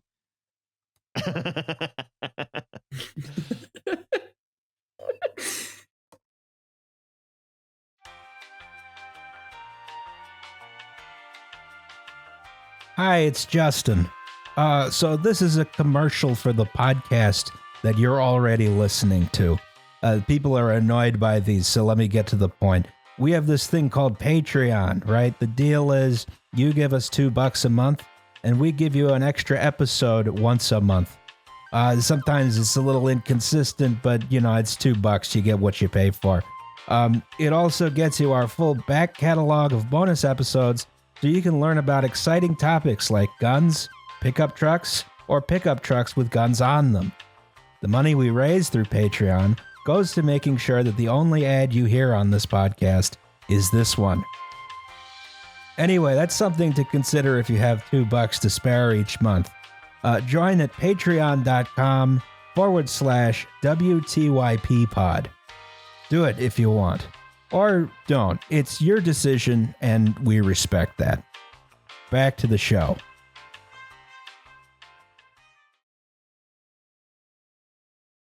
So, let's look at the tracks around Quintinshill. Oh, yeah. Oh, shit. It's my slides. Yes. Okay. So, this is Quintinshill. It's really important. So, Quintinshill is just kind of a little bit north of the Scottish border. So, for anyone who doesn't know the geography of the UK, the Scottish border runs in a kind of a weird diagonal direction from like Carlisle, kind of northeasterly towards Berwick. The Carlisle end is further south. The UK is a very weird shape, or Britain as an island is a very weird shape. The border is north of Carlisle by like 10 miles or so. And then after Carlisle, the railway gets increasingly weavy and windy as it heads towards Beatock Summit, but it's fairly flat and straight at the just across the border, which is where Quintinshill is, in the sense that Quintinshill is nothing. It was a local farm that was called Quintinshill, and that, I think, even at the point of this accident, had mostly gone. The buildings have been swept away. Certainly today, there's absolutely no remnants of that farm. The only way that Quintinshill is remembered is from this bit of is the fact the railways kept the name alive. So, in any case, this was the location of a signal box. We talked about those a minute ago. In 1880, it was built in 1880. As capacity was increased along the Caledonian Railway, basically additional signal blocks allowing you to have more trains running between those, between the signals. So you have more signal boxes means you can run more trains at the time. There was also a trailing crossover, so that's just a crossover that in the trailing direction. So you had to, if you wanted to go. It makes sense in the diagram, which I'm going to show you in a second. So traffic increased massively. So on this railway, so loops were put in either side of the main line. So you had the main lines, the up and the down main.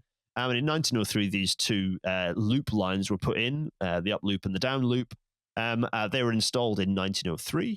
And the signal box was flattened and a new one was put in, basically in the same spot, but just with an extra track width away. And just the Caledonian Railway, one more track, bro. Just one more track.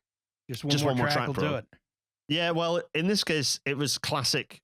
People talk about, if only we had the profligate days of the early railways. Well, no, the railways have always been cheap, because the Caledonian Railway absolutely cheaped out here and built the loops between two bridges so they didn't have to rebuild those bridges.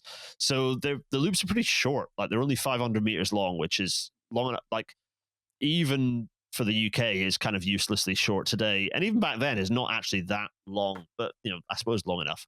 Anyway, this is kind of all besides the point, other than the fact that, the railways have always been, we've always been cheapskates when it comes to building railroads in the UK.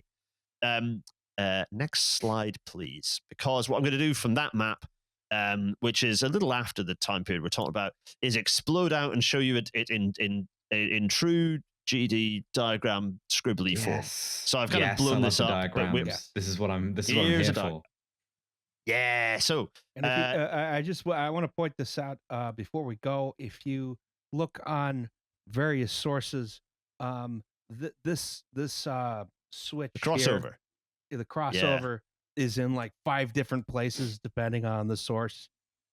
Yeah, I don't know why that is, because the crossover back in yon day. Well, firstly, the crossover was there before the loops were there. So why would the signal box be anywhere other than where the crossover is? It doesn't make any sense. You're not going to put the signal box where the guy has to keep warm, more than just a very short walk from the crossover, where the signaler and the fitter will be going out and the plate layer will be going out to hit the crossover to make it work.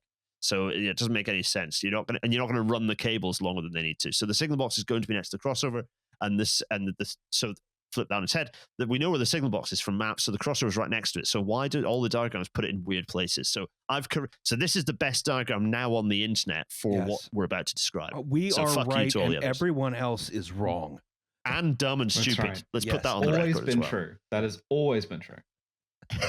So on the left hand side here, you've got the lines going up to Glasgow, and on the right hand side, I'm sure the lines go down to I should say that wrong.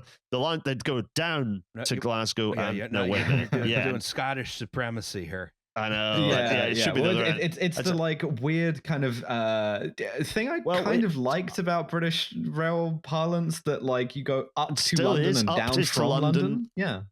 Yeah, up to London, down from London, down towards the frozen north. Sorry, which is technically correct given that the planet is an orange shape. So technically, going south is going uphill on average.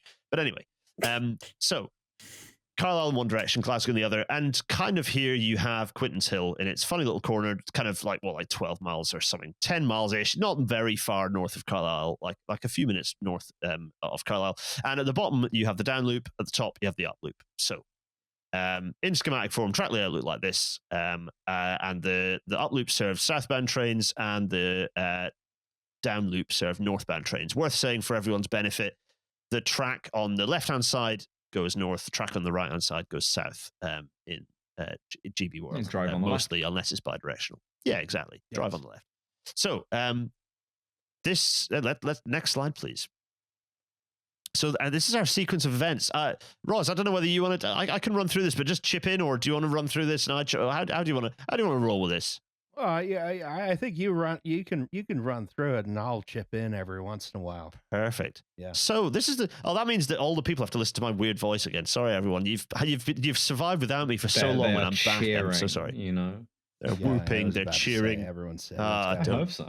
There's signs in the background. There's Right, so here we go. Well, actually, what will happen is, and it's the thing that always makes me feel happy, is that Devon will say, Devon will be saying, "Here he goes. We're all getting excited. We're whooping. We're cheering." Thanks, Devon, for your kind words. So, right. So it's early morning. Here? Oh, actually, Ross, you need to read a date because we've not read a date yet. No, we did. It's the morning of the 22nd of May, 1915. There we go. So it's at least you're outdoors in May on your way from Leeds to Liverpool. Yeah, can you imagine if it was like, oh crikey, yeah. Thing is, if it was like January, then the gas lamps that we're about to talk about in some more detail would have immediately snuffed out. You'd hope. Anyway, but also everyone would have instantly frozen to death for reasons that will become clear momentarily. So right, I'll shut up. No, I won't. I'll be clear about what I'm saying. 5 a.m. It's early in the morning. And a Carlisle goods train has arrived, and the signaller in the signal box has gone, yeah, right, okay. I'm going to pop that train into the down loop. Fine, okay, I've done that. Next slide, please. So there's the train parked in the down loop, minding its own business, nay bother. Next slide, please. 6:20 a.m., a local train arrives, going from Carlisle to Beatock. It arrives at 6:20 in the morning. And the signaller says, okay, next slide, please. Signaller goes, okay, park up. Thing is, I should tell you what, Ross, you explain what's happening here. So why is that local train stopped here? Why is it being held at signal? So, and what happens? One of the things, if you work on the railroad, railway, this is Britain. Oh no, we call things railroads still. It's fine. If you work in these places, it's actually very convenient to get to your job via train sometimes, right? But sometimes the schedule of the railroad doesn't match up with the schedule of the railroad being your employment, right? So the signalman on duty in the box was supposed to get off work at 6 o'clock in the morning, right? That was George Meakin. But he had a deal with the next guy, right? Who was James Tinley. He would stay on duty an extra 30 minutes so that Tinley could take the local train in and just walk over the signal box. They'd change shifts. And then I believe Meakin would then take the local train out because one of them lived further up towards Glasgow and the other one lived in Carlisle or further down towards Carlisle. So this was a very convenient arrangement for both. What could go wrong? And I'm seeing the whole "for want of a nail, the kingdom was lost" sort of layout before me here. And so it was. The company was fairly strict about okay, you can't stay on duty later. You can't have this arrangement. But what would happen is Meakin would just, do the trains for the extra 30 minutes and would fudge the records so that it looked like he left 30 minutes earlier and Tinley showed up 30 minutes earlier. Right. And the thing is, shift changes are usually pretty safety critical, right? Especially for, stuff like trains, where you don't want to be in a position where you've lost track of what's happening. Yeah. And that's adding. Oh, don't remind me. If anyone's read my write up on the LARP I went to, a lot of the kind of disaster of that, I'll put a link in the description maybe. A lot of the disaster of that was downstream of information not being lost on a shift change. It happens. Yeah, the way that they were coordinating this too, from what I read, was that Meekin would basically take a second log on a sheet of scrap paper and just kind of write down like whatever the hell else he was doing for the next half hour, and then Tinley would come in and be like, "Okay, I'm going to copy all this down to the official guidebook in my handwriting." Yep. Cool, really cool. No potential for loss of data whatsoever. So on top of all this, let's add in some corporate shenanigans as well, because you might ask yourself, what's this? Well, I'll tell you what. Let's go to the next slide, please, Roz, if you may, because this train gets shunted back. Well, not shunted. It reverses itself back onto the up main. It's pulled back onto the up main. Next slide, please. Where it is held. That is right, facing into the direction of oncoming traffic. Now, you might ask yourself, why the fuck have they done this? That's fine. Just pop that there. It's probably fine. Don't worry about it. So this requires a little bit of explanation. So at this time of day, there were 3 passenger trains that would come through from Carlisle northwards. 2 overnight sleeping car expresses that we've talked about, one of them from London to Glasgow and Edinburgh. They would depart Carlisle at 5:50 a.m. and 6:05 a.m. when they're on time. Now, they were followed by this local train that we see on our screen now in bright yellow. It would depart from Carlisle. It was advertised in the timetable it departing at 6:10, but it normally left at 6:17. If the sleepers ran late, so those expresses, if they were running late, then the local service would not be held back to depart from Carlisle after them, because corporate shenanigans approaching. Precedence would then need to be given to the departure of the expresses, which were run by a rival company, in this case the LNWR. So that's the Caledonian Railway getting upset that its local service would be deprioritized versus the LNWR services. Also, if that local train was then late, it would cause knock-on delays to a Moffat to Glasgow and Edinburgh commuter service, which it connected to at BTIC, which is kind of BTIC. In fact, Roz scribbled under it earlier. BTIC's halfway up the line.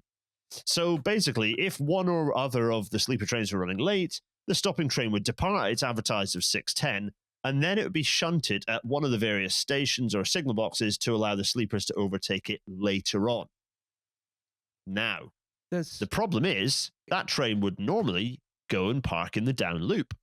But there's a big fucking train in the down loop at the moment, isn't there? There's a big old goods train. Yep. Oh, so what would happen is that actually, if that was occupied, then it would be shunted via the trailing crossover onto the up main line. Now, this might seem mental. See also Nova's reaction a minute ago when I explained this happening. But actually, this was allowed by the rules. Like, it's fine. It's like it's not dangerous because there is various safety processes in place and a professional signaler to make sure that it is all fine and good and safe. Right. And this just goes to show a lot of people think they don't have room for a model railroad. And no, the answer is you can have an incredibly small model railroad with a very simple track layout and just make the operations insanely complex for no reason. Just do all of that in like T gauge, you know? Yeah. Exactly. So next slide, please. And the train sits there. Just sits there for a long time. Quite a while. Now, actually, so the train sat there, but with it, actually, it sits there for a long time. But first, another train's coming along in the direction of our local train, but that's fine because it's expected. It's a flow of, this is the Navy getting it. It's those fucking battleships getting involved again. It's the flow of empties from the major fueling flow of coal from Scapa Flow and where a lot of the Navy sits down to South Wales, or from South Wales where all the coal is. So there'd be a regular train. Normally this would be done by boat at this time, but unfortunately those coal boats kept getting hit by mines and sunk by ships and shit. Yeah, the fucking U-boats and shit like that. So they were like, well, the railway will have to pick up the slack. And so just chuck more traffic onto the railway. That's fine. So along comes the empties. The first special. This is the first of our specials. So Yeah. here's the no. empty coal train arrives, and so it arrives at just a couple of minutes after the train had halted, waiting for instructions. Next slide, please. And it rolls in and sits and occupies the up loop. So there it sits, happy as Larry.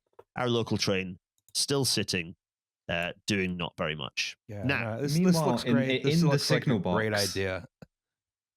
In the signal box, presumably your second guy is getting in and getting the tea on and like Yes. copying out all of the like scrap paper movements. Somehow he's doing that, and he's also reading the newspaper to hear what's happening in the war. Yeah, he's locked himself into the toilet. He's flicked to the back pages. He's seen if he's just getting busy before he starts his shift. Things of Checking this to see nature. if the Secretary of War has called the troops gay yet. Yeah, exactly. 1915, Yeah, quite yeah. possibly. Kitchener lining up like Haig and Oh, fuck, French and yeah. being like, "You're all Jesus. woke homosexuals." 1915 page 3 girl. Oh my God, look at that ankle. So we have 3 trains just sat at Quintinshill in the middle of buttfuck nowhere in the Scottish borders, Reaver territory. So okay, so far things are fine. Signaller paying some attention because the first of our expresses arrives, 6:38. So we're still there's a bit of time passed. This express passes through completely fine on the down main, whizzing northwards, happy as Larry. Great. At This would be 6:38. fantastic if you were a foamer, just seeing this insane meat on this stupid siding. Just the amount of stuff. It's just all the train. Yeah, and I was like, why is that local train just there in the facing the what's going? Why Okay, is fine. this happening? Okay. Yeah, what's going on? So, and about the same time, next slide, please. The firemen of the local train, as are theoretically the rules, if a train's been sat for more than 5 minutes, then the fireman. Oh, there's a rule for this, by the way. This The is rule called 55. That's it. This is important. This will be important. The fireman goes, "Oh, I better go and speak to the signaller to work out why the fuck I'm still sat here facing into traffic. This doesn't feel good." Fireman has to go to the signal box to ensure that the train's presence was noted by the signaller. You went to the signal box where everyone still was here. You Yeah, left me I'm on still reds. here. I know. I know you Hi. just got off this train, but I have to come here and say that I'm here. Yeah. How to it's like not reassuring. It's like you got off this train and you've what's happening with it? What's going on? He went to the signal. In fact, Roz, you take these words. Yeah, What Guan? He's supposed to go in there and say, "Hey, the train is here. I'm just here to make sure, in compliance with the rules, that you are aware the train is here, and that also that you put that wooden block we talked about earlier, the safety collar, in place, to ensure Get the that- hell out of here. We're trying to figure out nah. which troops are woke. Yeah, no, you're reading the Yeah. newspaper to figure out how woke our troops are, and everyone's kind of like, this is routine. This doesn't matter. So, and the fireman is just, goes in there.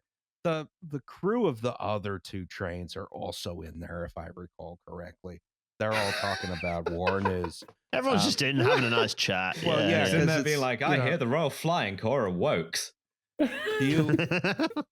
Do you want to be on the footplate of horrible 1915 British steam locomotive, or do you want to be in the nice warm signal box where there's tea? Hey, I'll Do have I you have know to that answer pretending I'm not autistic? Yeah. Yeah. Hey, I'll have you know. I mean, yes, but also I'll have you know that the locomotives involved here are all absolutely gorgeous. They are so stunning. It's like the peak of that's steam true, yeah. locomotive design. They are. Everyone can Google the Caledonian Railway locomotives involved here are all stunners. It's quite something. This is still well before you had like enclosed cabs or anything like that. Yeah, So, it's cold. It's May, but it's 5 a.m. in It's May 5 in a.m., 1915 Britain. It's like 1 degree. Your fingers, your dick, your nose have all fallen off. Like it's cold. No, it's real, the front it's of you great. is incredibly hot from the locomotive, and the Oh back. yeah, has that's got true. So your ass frostbite. has fallen off. Yeah. Okay, right. Right. So So everyone's slide, in, please. everyone's in the signal Rotating box. like a 7-Eleven Just- hot dog. Yeah. Well, if you're the fireman, I suppose you were, weren't you? You're shoveling, yeah. But if you're stood still and not shoveling, you're going to rapidly cool down. So, a few minutes later, our fireman waddles back to the locomotive of the local train. And so that's 6:46. 1 minute passes. And next slide, please. And a troop train is offered forwards towards Carlisle. So that's 1 minute after the fireman gets back into the cab of the locomotive, the local train, and the signaller offers forwards the troop train. Basically, provides the right signal to say it's to the previous signaller. It goes, to the previous signal box one further north. Says, "Yep, on he comes. Good. That's fine. Yep. Yeah, we got space. It's fine." Yep. Next slide, please. And we wait. And next slide, please. 2 minutes later, at 6:49, the Leith to Liverpool troop train heading southwards at speed on the up main Hundreds arrives of on woke the scene. troops heading at high velocity towards your location. And the result of this is not the next slide, please. This is not good. That's gone poorly. That's not all three trains. So that's not three. That's 1, 2, 3, 4 trains in a piled up heap across 4 tracks of the main north-south railway in and out of Scotland. Now that's about probably the most trains you can pile up here, right? I don't think there could be like a situation where you've maxed out, right? You're not more kind of trains. That can't more. happen. No, exactly. So next slide, please. Oh shit! 1 minute later, the 6:50 at 6:50, the second northbound express train heading northwards at speed also arrives at Quintinshill, and Roz. Well, in the words of Denzel, they were a wreck on a wreck. Oh God! And what is that? Next Chris slide, please. Pine? And is he mewing? I am so glad that I'm not the only person who saw that stupid movie enough times that it changed the way my brain's wired. Oh, it's a great movie. It's so good. Also, Chris Pine has exceptional cheekbones, doesn't he? I think he is legit mewing here. Yeah. Yeah, he's mewing in the sense of M-Ewing. That's right. There's 2 locomotives on this train. Sorry. Next slide, please. So that's 1, 2, 3, this is the worst 4, game of 5 Tetris I've ever had. trains. Yeah, it's Spillikins, folks. It's not good. Did I mention that this is all on fire? It immediately because of fire. the gaslighting. Yeah. So and because of the being made of wood. Yeah. So if we and just to round it off, so that all that happens at 3 minutes later. Next slide, please. The signal is sent from the signal box to stop all trains. So that was 3 minutes, I would imagine, of not great vibes in that signal box. Newspaper I'd be like, and being like, "No, I'm reading about Gallipoli," you know. Yeah.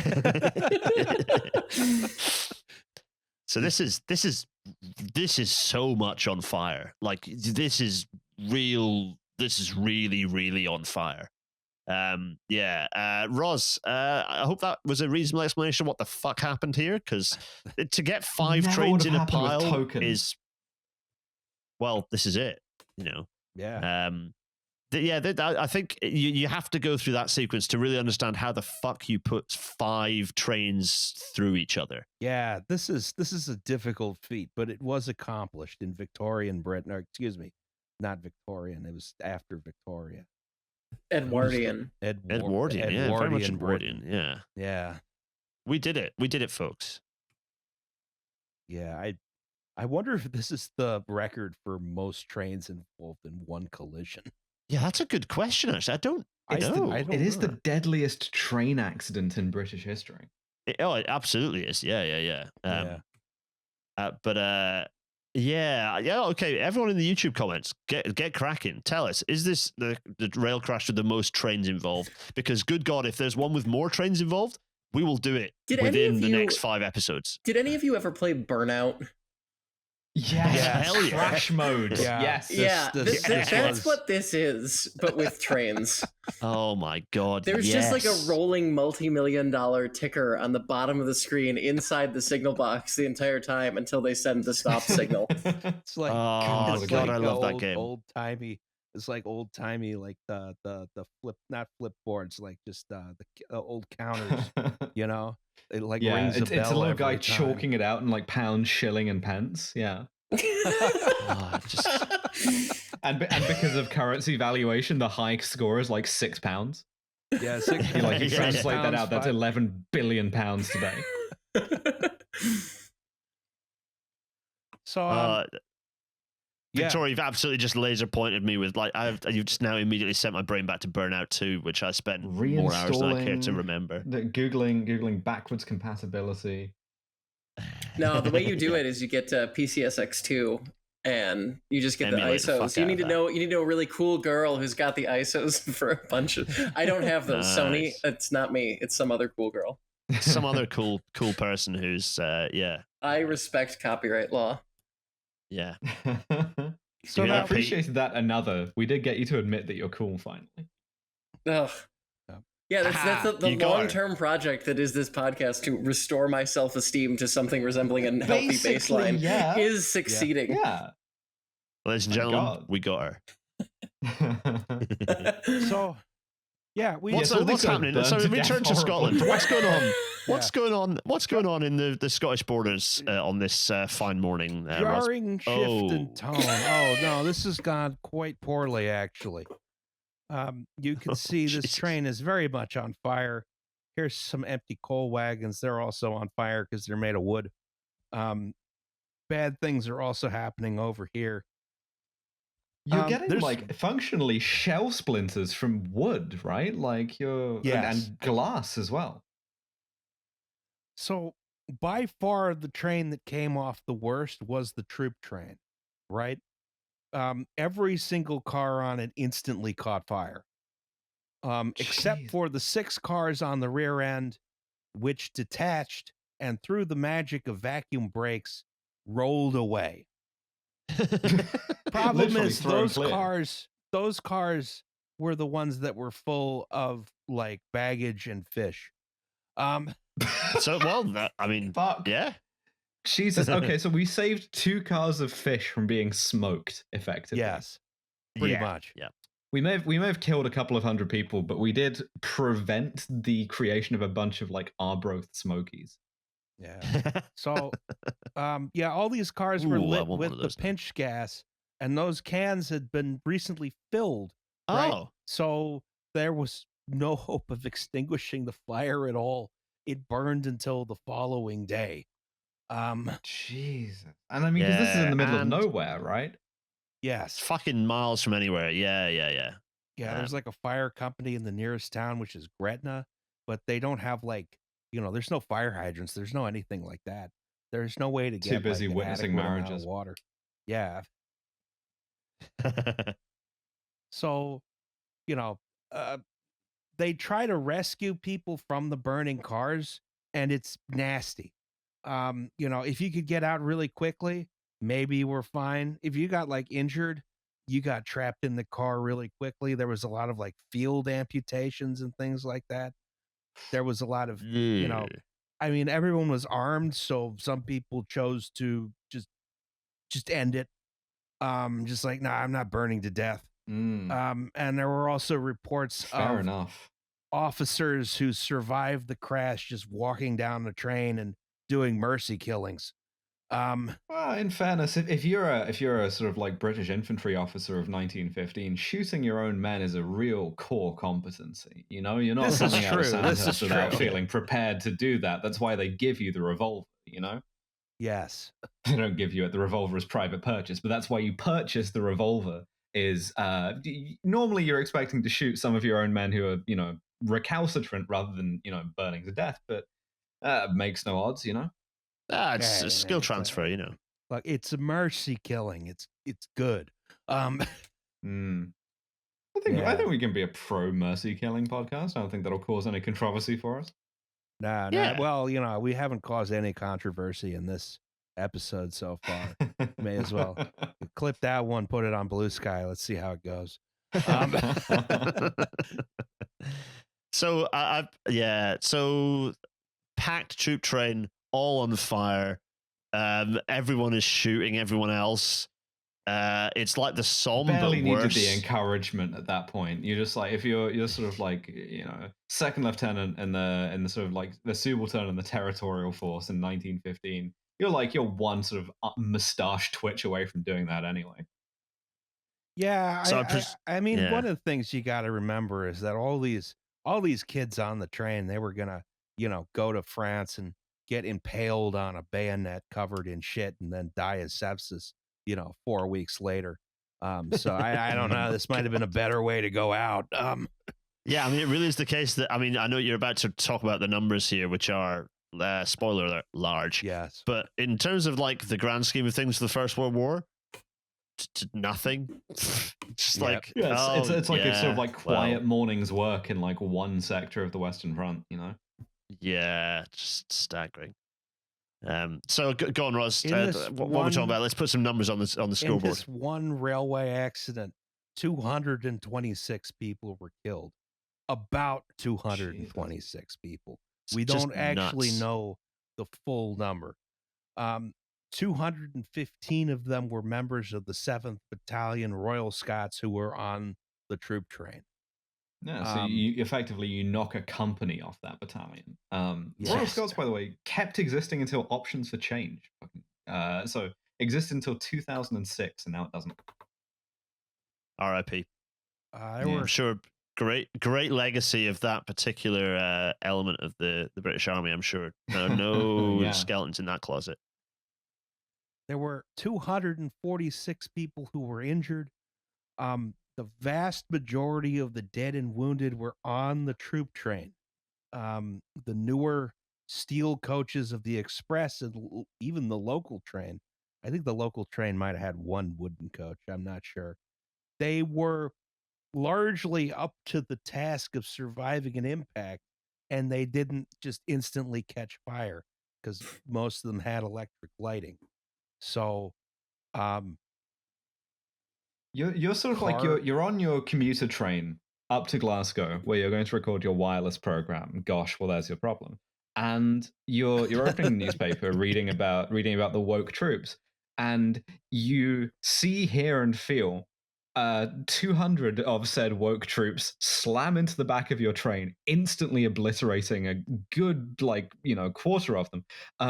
And then the rest of them burning to death while their own officers shoot them. And you're just sort of like ruffling your paper, like, bloody country's coming to.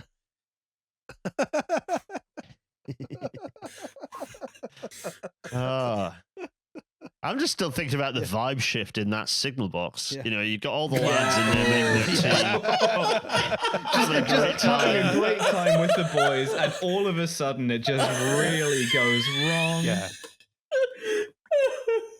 Just the feeling of anxiety that I have all the time of like, you are in so much trouble, made very real for like a half dozen guys at once. And the fact that it's sequential trains, like it just keeps getting worse. Like the first one gets your attention and then the second one fucking hits. That was those guys 9/11. Yeah. At that point, I would be like, okay, I'm going to throw myself on the machinery and tell the other guy to throw the levers so the machine kills me. I'm kind of going down and asking one of the officers if he can spare an extra bullet at that point, Yeah, pretty much. It's not. Yeah, it is not great. Yeah, I mean, you just look up and see just burning carnage, and then another train slams through it all. Yeah. Good work, lads. Good work. Yeah. But this is WTIP, so we can't necessarily blame our signalers. We'll get there. We can't. Yeah, we can't really fully blame the signalers. No. There was a pretty big investigation. There were two separate investigations immediately there was a coroner's inquest which said, there's gross negligence on the part of the two signalmen and also the firemen of the local train. There was a board of trade inquest that said there's, negligence in the procedure, but also a lack of modern safety equipment. If you had track circuits rather than manual signaling, this could not have happened. And there were, just sort of general deficiencies in the process of, moving trains safely through this area. There was also, it was found, I believe, that they simply didn't use the wooden blocks to interlock the signals. Yeah, the absolutely rudimentary sort of protection equipment was not used. But yeah, I mean, the thing is, like, the instant response, earlier we were talking about the fact that local train was put facing traffic. Like, that was a kind of a standard move. Like, in the last sort of, in the 6 months before the accident, that happened 21 times.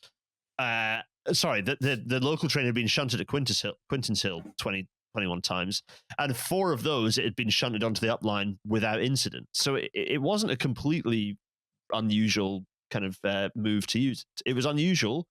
It was definitely not ideal, but it wasn't totally unheard of. And it was, seen as safe within the working practice if they'd put the little wooden cock ring on the top of the kind of the signal lever. There was nothing particularly wrong about what they were doing, although it was weird.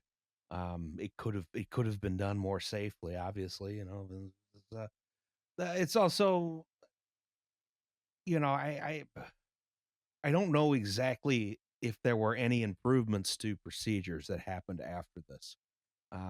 Because they did try and sort of pin it on, the two signalmen and the firemen. It did not stick. This was a disaster that could have been prevented by new, more automated technology that simply would not be able to make this mistake. And also on a line with extreme traffic through there, and a problem that we are still plagued with today. Had we instead 4-tracked north from Carlisle and up until further up the line, maybe even as far as Lockerbie, you'd have resolved an enormous number of problems we have today with capacity on that line, but you would absolutely have solved this problem because you'd have just overtaken the expresses would have just overtaken the local train. So yeah, but that would cost money. Yep. Yeah. Or say if the competition between private enterprises, on the railway, 2 different private railway companies, hadn't resulted in an obviously stupid method of working. If they just held the local train, and allowed the expresses through, then that would have also completely prevented this incident. Like that's one of the key root causes for me. The capacity issue is one thing, but the fact that it was the competition between the railway companies, meaning that they didn't hold the local train and they raced local forward 10 miles for it to just end up having to stop and get overtaken anyway, just so that they could give preference to their own versus competing companies' rail services over a line that, by the way, remember, over the railway that was theirs, and so that was used extensively by just obvious conflict between the way that these train operating the railway companies were competing with each other. It's just daft. So for me, that's the really nasty bit of this, is that this wouldn't have happened had they not been competing. Sorry, interesting as well that the two signalers got convicted of, I think it's like culpable homicide, which is like Scots law manslaughter, right? Got out after a year in prison and both went back to work on the railway, which suggests a couple of things in terms of this not being a kind of career-ending piece of misconduct. One, I guess, is that, there were a lot fewer sort of those, but also that, like, someone in that railway has got to believe that it is not exclusively or sort of like not primarily your fault to give you your job back. Yes. Yeah. And also everyone got killed in the war.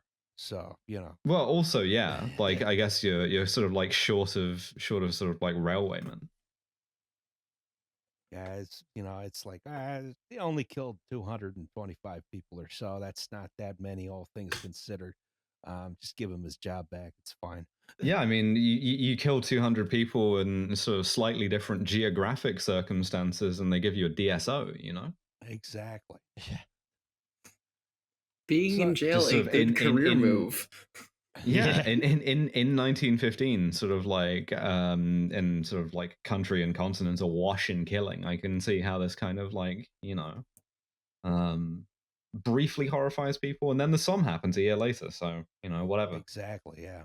Yeah, it just blows the scale of this out of the water. I mean, there are two other two other elements involved in this incident that I want to talk about, and that is number 140 and number 48 of the Caledonian Railway, which were the two trains at the front of the two Caledonian Railway trains at the front of the express.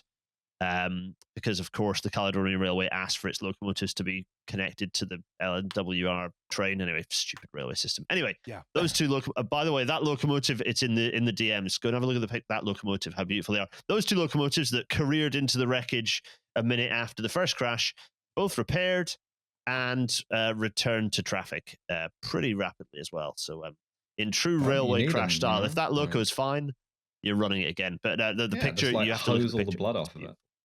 Yeah, It is exactly. And beautiful. they And gotta just so replace people- they gotta replace the face on the front, but Yeah, well, we've got a process for that. It's Yeah. fine. The face on the front is looking very traumatized. Yeah, if people want a sense of this sort of scale, when I talk about the Somme, which was like almost a year later, the first battle of the Somme stuff, the like British casualties, like killed first day, like one day, 19,240. So this is sort of a footnote, Yeah, it's And I think staggering. I like observing this in the sense that like this is a society in sort of like about to be up to its knees in sort of like mechanized slaughter, and I don't know. I always like doing this podcast because we can get kind of holistic with it, not just in the sense of like oh, why was the railway built there, but also why was the kind of investigation, why was the aftermath as it was? Well, because this was something that happened in a profoundly sick society, very Yeah. very much very little value on human life at that time of our existence as humanity. It's, we are sending tens of thousands of young men to their deaths for we don't know. Yeah. I mean, It reminds me of purposeless, yeah. Palestine in the sense of there is something so obviously monstrous being done here that it kind of like overshadows everything else, and also in so doing that, it kind of like throws into really sharp relief why it's sort of like it's sort of like it overrules any claims to sort of like valuing human life, but it also shows how stuff like this can happen, just by virtue of this is a society in the grips of industrialization that is sort of like in the process of losing much of its humanity to it, Yes. which is a good thing to talk about, a timely thing to talk about on the sort of like 200th anniversary of the railways as well. Is that's part of what the story of the railways in this country is. Absolutely. Yeah. Sure. Well, 195 years of modern railways this year. Yeah. It's pertinent to think of the ways in which the movement of people on the railways dehumanized us as much as it was part of the machinery of a broader war that absolutely dehumanized us. Particularly the First World War, a reminder to everyone: purposeless, completely purposeless. There were no particular bad guys or good guys. There was just everyone shooting everyone else. Yeah. Well, But it did give us some real bad guys a couple of decades later. So it's okay. maybe that's What's We're gonna what's- have- I don't think that's a good is thing. it Adorno? yeah. Is it Adorno who has the line about like all this kind of like civilizational kind of rationalism leads inevitably to madness, right? Like anyway, Yeah. I wanted to kind of like tie that together because this podcast No, is a good absolutely. opportunity to do that, and I like doing it. Yeah. Yeah, well, luckily, super intelligent AI, Grok is going to save us and return us our humanity very soon. I'm pretty sure. So yeah, ultimately, the dead whose remains survived the blaze, because a lot of people were completely incinerated, buried with military honors in a mass grave in Rosebank Cemetery in Edinburgh. Got this nice big It's really, monument. really kind of a nonsense to say that you gave your life, you gave your life for your country when your country has sort of like killed you negligently. Yes. Yeah. I mean, this gets me on to another thing. I mean, Sold cheap, The one thing I spend a lot of time in the former Yugoslavia, and the one thing that always strikes me particularly about is the war memorials, of which there are plenty in the former Yugoslavia. And those ones, I mean, admittedly, in the First World War, as we said, there were no particular bad guys. But the Second World War, there were. And the thing that always strikes me with war memorials is how much in the UK we never talk about who we were fighting. We always just say our brave boys who arbitrarily just died. And gave their lives to this country for et cetera. Question mark. Yeah. Whereas the Yugoslav war memorials absolutely point out, fuck the fascists. We were murdering the fuck out of those guys, and it's great that we did that. And actually, it's really good that you remember that we did that. That we should keep doing that. And these guys who died doing that are absolutely heroes. I kind of feel like there's a sickness in our country that we still don't that we have not healed from in relation to the fact that are there any war memorials in Britain that mention who we were fighting? It's sort of like our culture of like institutional remembrance is one of the First World War much more than it is one of the Second. It's when we decided what a war memorial should look like, and the kind of form of words to use and things like the cenotaph. And on the one hand, I appreciate a lot of that because a lot of it was born of very authentic, very experienced kind of horror of this stuff. Actually, my favorite war memorial in London is the Royal Artillery Memorial, because it was grotesquely unpopular at the time because people wanted something like the cenotaph. In particular, the royal family and sort of like patrons and stuff wanted a very, very clean, very neoclassical thing that allowed that kind of like vacancy. And the officers of the Royal Artillery, who had been a technical arm, and who had been, slightly more working class, they didn't go to cavalry regiments, said, no, we want you to put a howitzer on the top of it, which is what they did. And it's an ugly thing. It's an ugly object, and I like it for that. But yeah, I think that a lot of it has been kind of turned into this really kind of vacant thing. It's a whited sepulchre. It's what a cenotaph is, right? Like it's and the thing that you wearing really your fucking broke poppy, me, mate. Yeah, well, the thing that really fucking broke me was when I saw those the Royal British Legion putting those kids in like future soldier t-shirts and giving them big plastic poppies to wave around. Yep. Sick country. We are a sick country with real problems. It started earlier than with what's his face, Boris Johnson. Yeah, no, for real.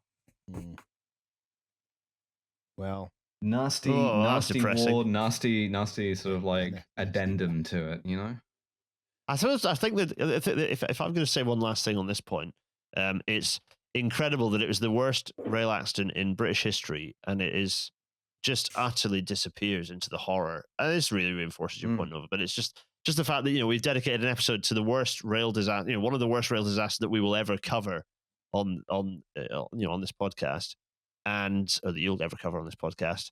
And it was just at the time, and even now, barely remembered. Probably had a lot less impact on the way railways were run than anything else of a comparable magnitude, just because there's a war on. Shit happens.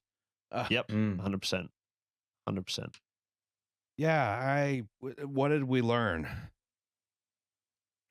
I would say almost deliberately nothing. Now, don't start World War I.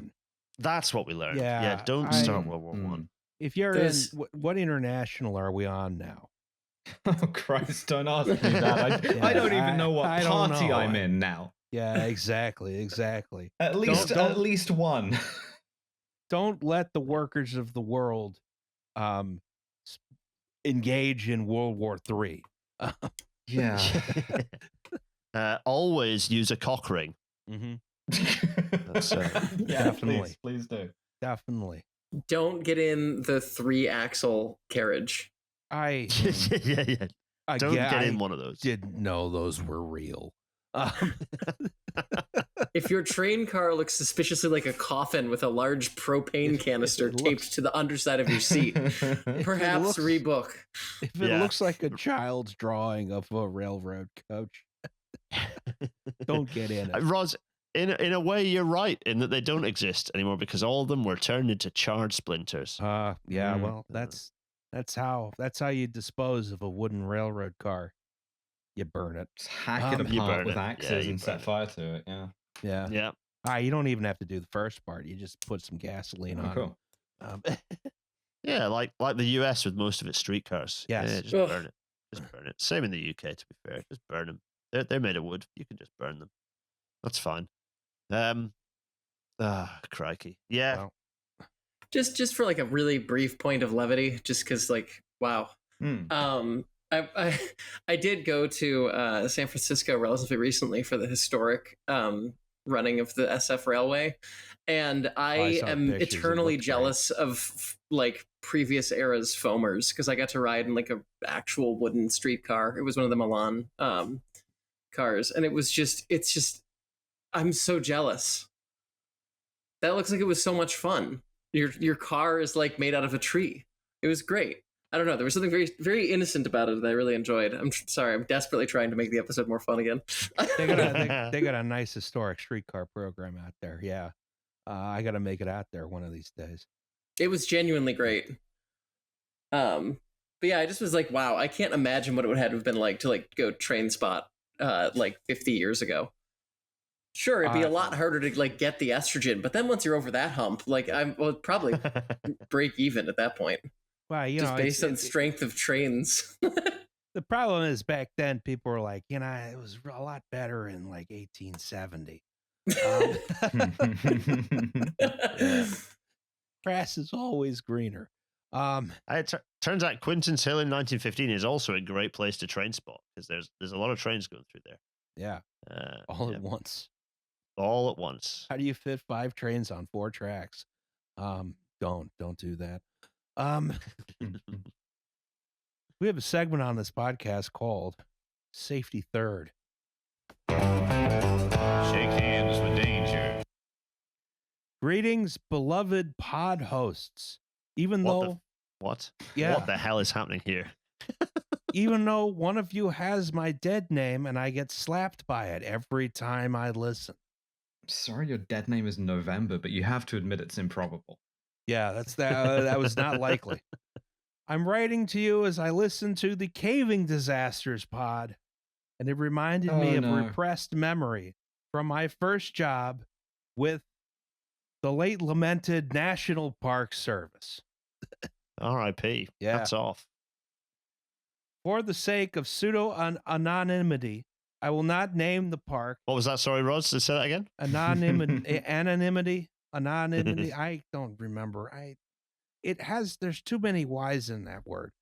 I will not name the park, but is one of the U.S. national parks that features a show cave, which I gave tours of, as well as a number of smaller wild caves, which are closed to the public, but are cave scientists used for research. Cave scientists. It's an interesting emphasis you put on the words cave scientists there, Well, I Ross. assume they're like people. Cavemen who are scientists, right? That's how that works. Yeah. Me collects data. Me test hypothesis. Was that cavemen? Yeah. Cave. Yeah. I mean, I'm gonna offend a bunch of those guys who showed up in the Geico commercials. Anyway, so my role was an astronomy interpretive intern, which is basically I teach people about the night sky at the park. Seems like a That's weird a job to lovely do inside job. a cave, to be honest. But Yeah, there we go. well, you know. Well, occasionally I'd be drafted to give tours of the show cave, which was fully lit and an easy walking path. I had some trepidations upon first going into the cave, but soon came to love the cave and its unique environment. Love the cave. Learn to love the Learn to cave. love the cave. Okay. Yeah. One That's what my day- dad used to tell me until I left home. One day when I walked into the office, our cave biologist was there and threw a helmet at me and said, "You're coming with me today." I'm not getting in the cave. I'm especially not getting in the non-show cave. That's part of their culture. I understand that a biologist. cave scientist inviting you to their cave is a huge honor in their culture. However, I will not be partaking. While we got kitted out, I was briefed on our mission for the day. Replace a data logger in one of the wild research caves in the park. We then drove to the trailhead and began the 2-mile hike to the cave location.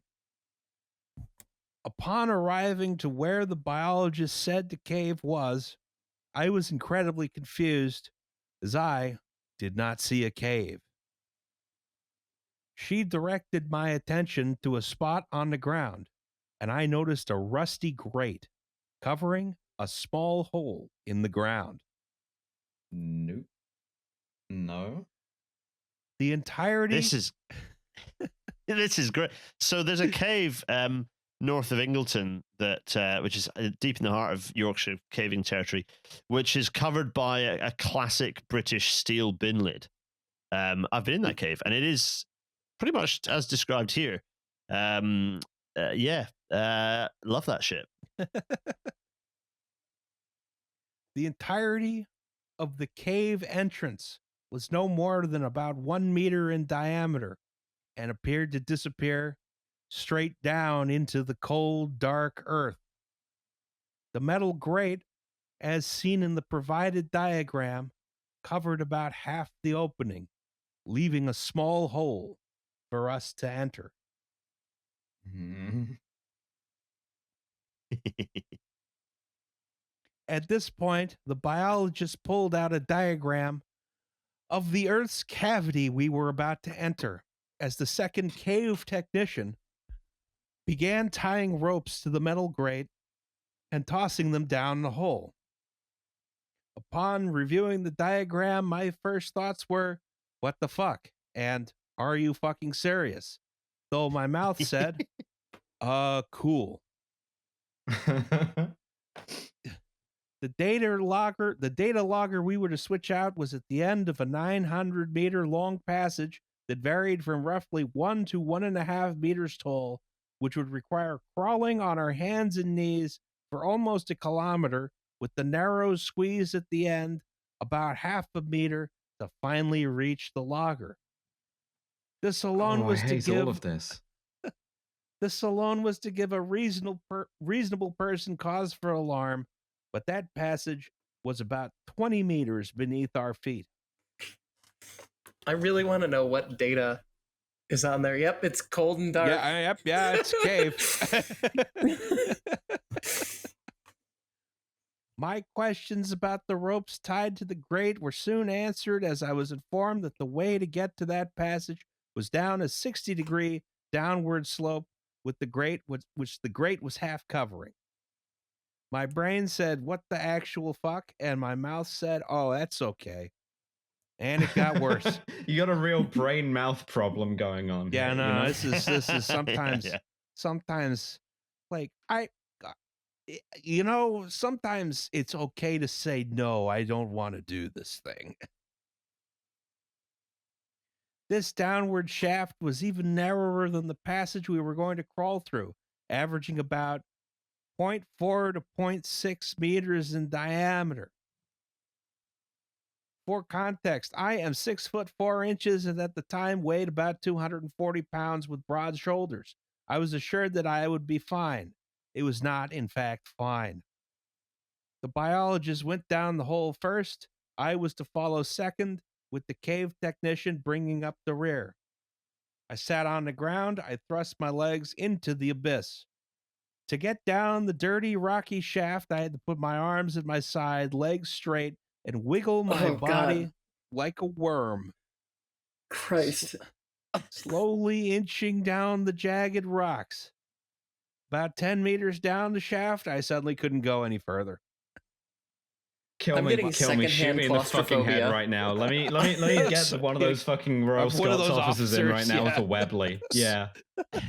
So when I used to do caving, I used to do it with a massive, chunky, like lead acid battery and an old caving lamp.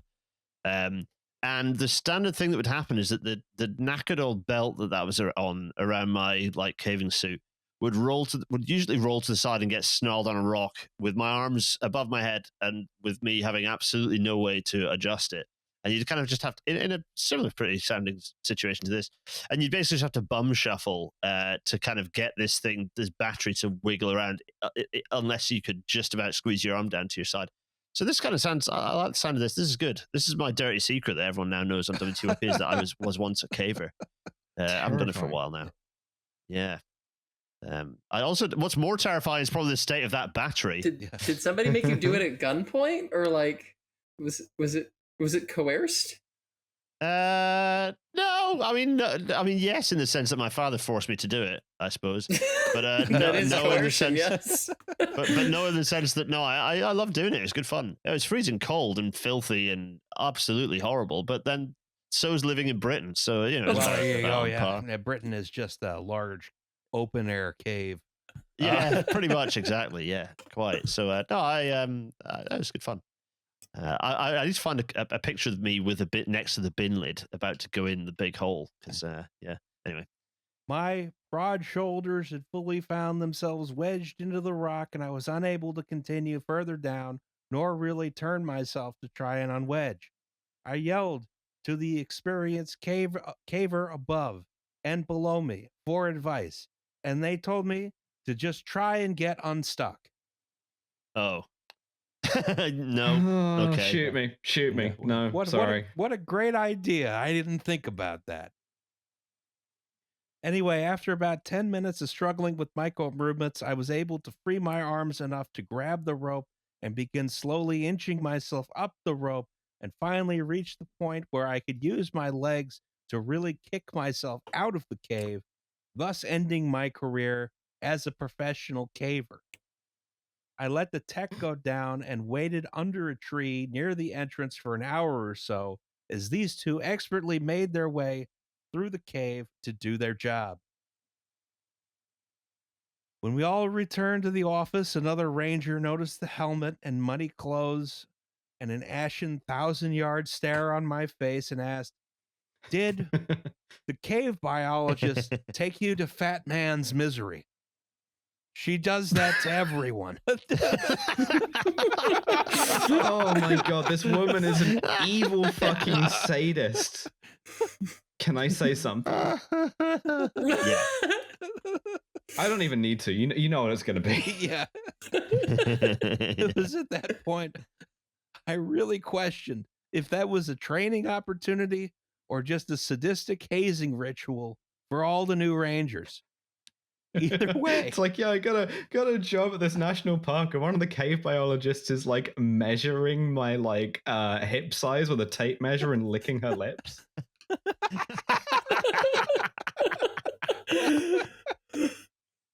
either way, I have never and never will set foot in a wild cave again. Fuck that shit.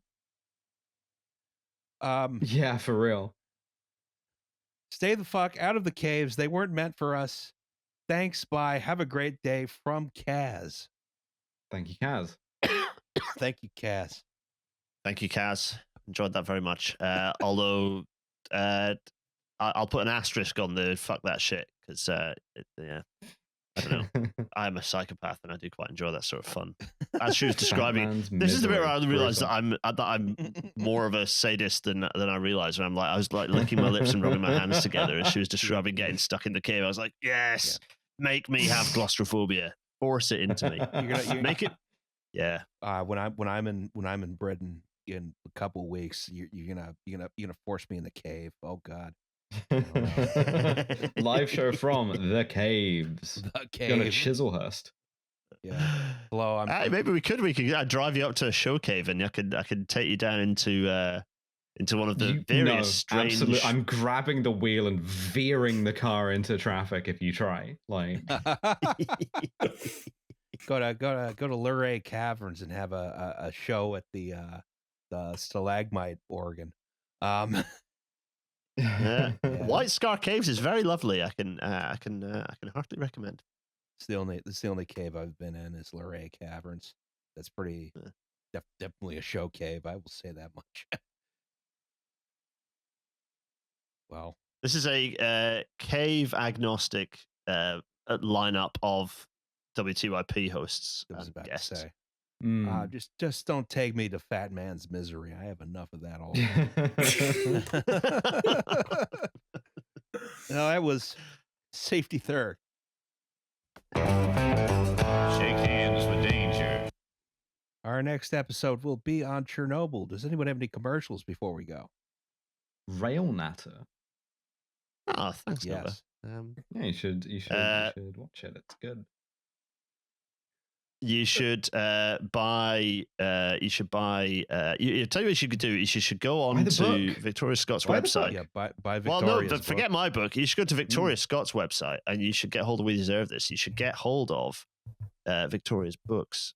Victoria's book, Victoria's projects. You should fund anything that you should subscribe to Victoria's Which projects. includes this podcast now. So, subscribe to the Patreon. Yeah, I'd like to plug the show I'm currently on. Yeah, exactly. Subscribe to the Patreon, but also listen to Enjoying Trash the Future Kill thought James of Bond. someone who Nick Osmond. listened to 3 hours of this and is like, nah, I'm probably not going to subscribe to the Patreon. Look, it's a fact. It's a fact.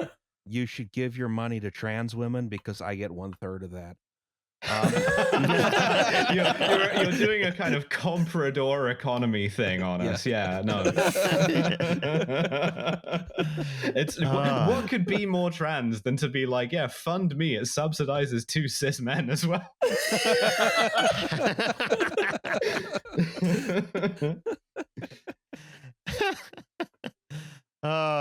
Thanks, Nova. But yeah, no Railnatter on Wednesdays, apart from for the last, or as at time of recording, the last 2 weeks, because I have been burned out and having a mental health crisis.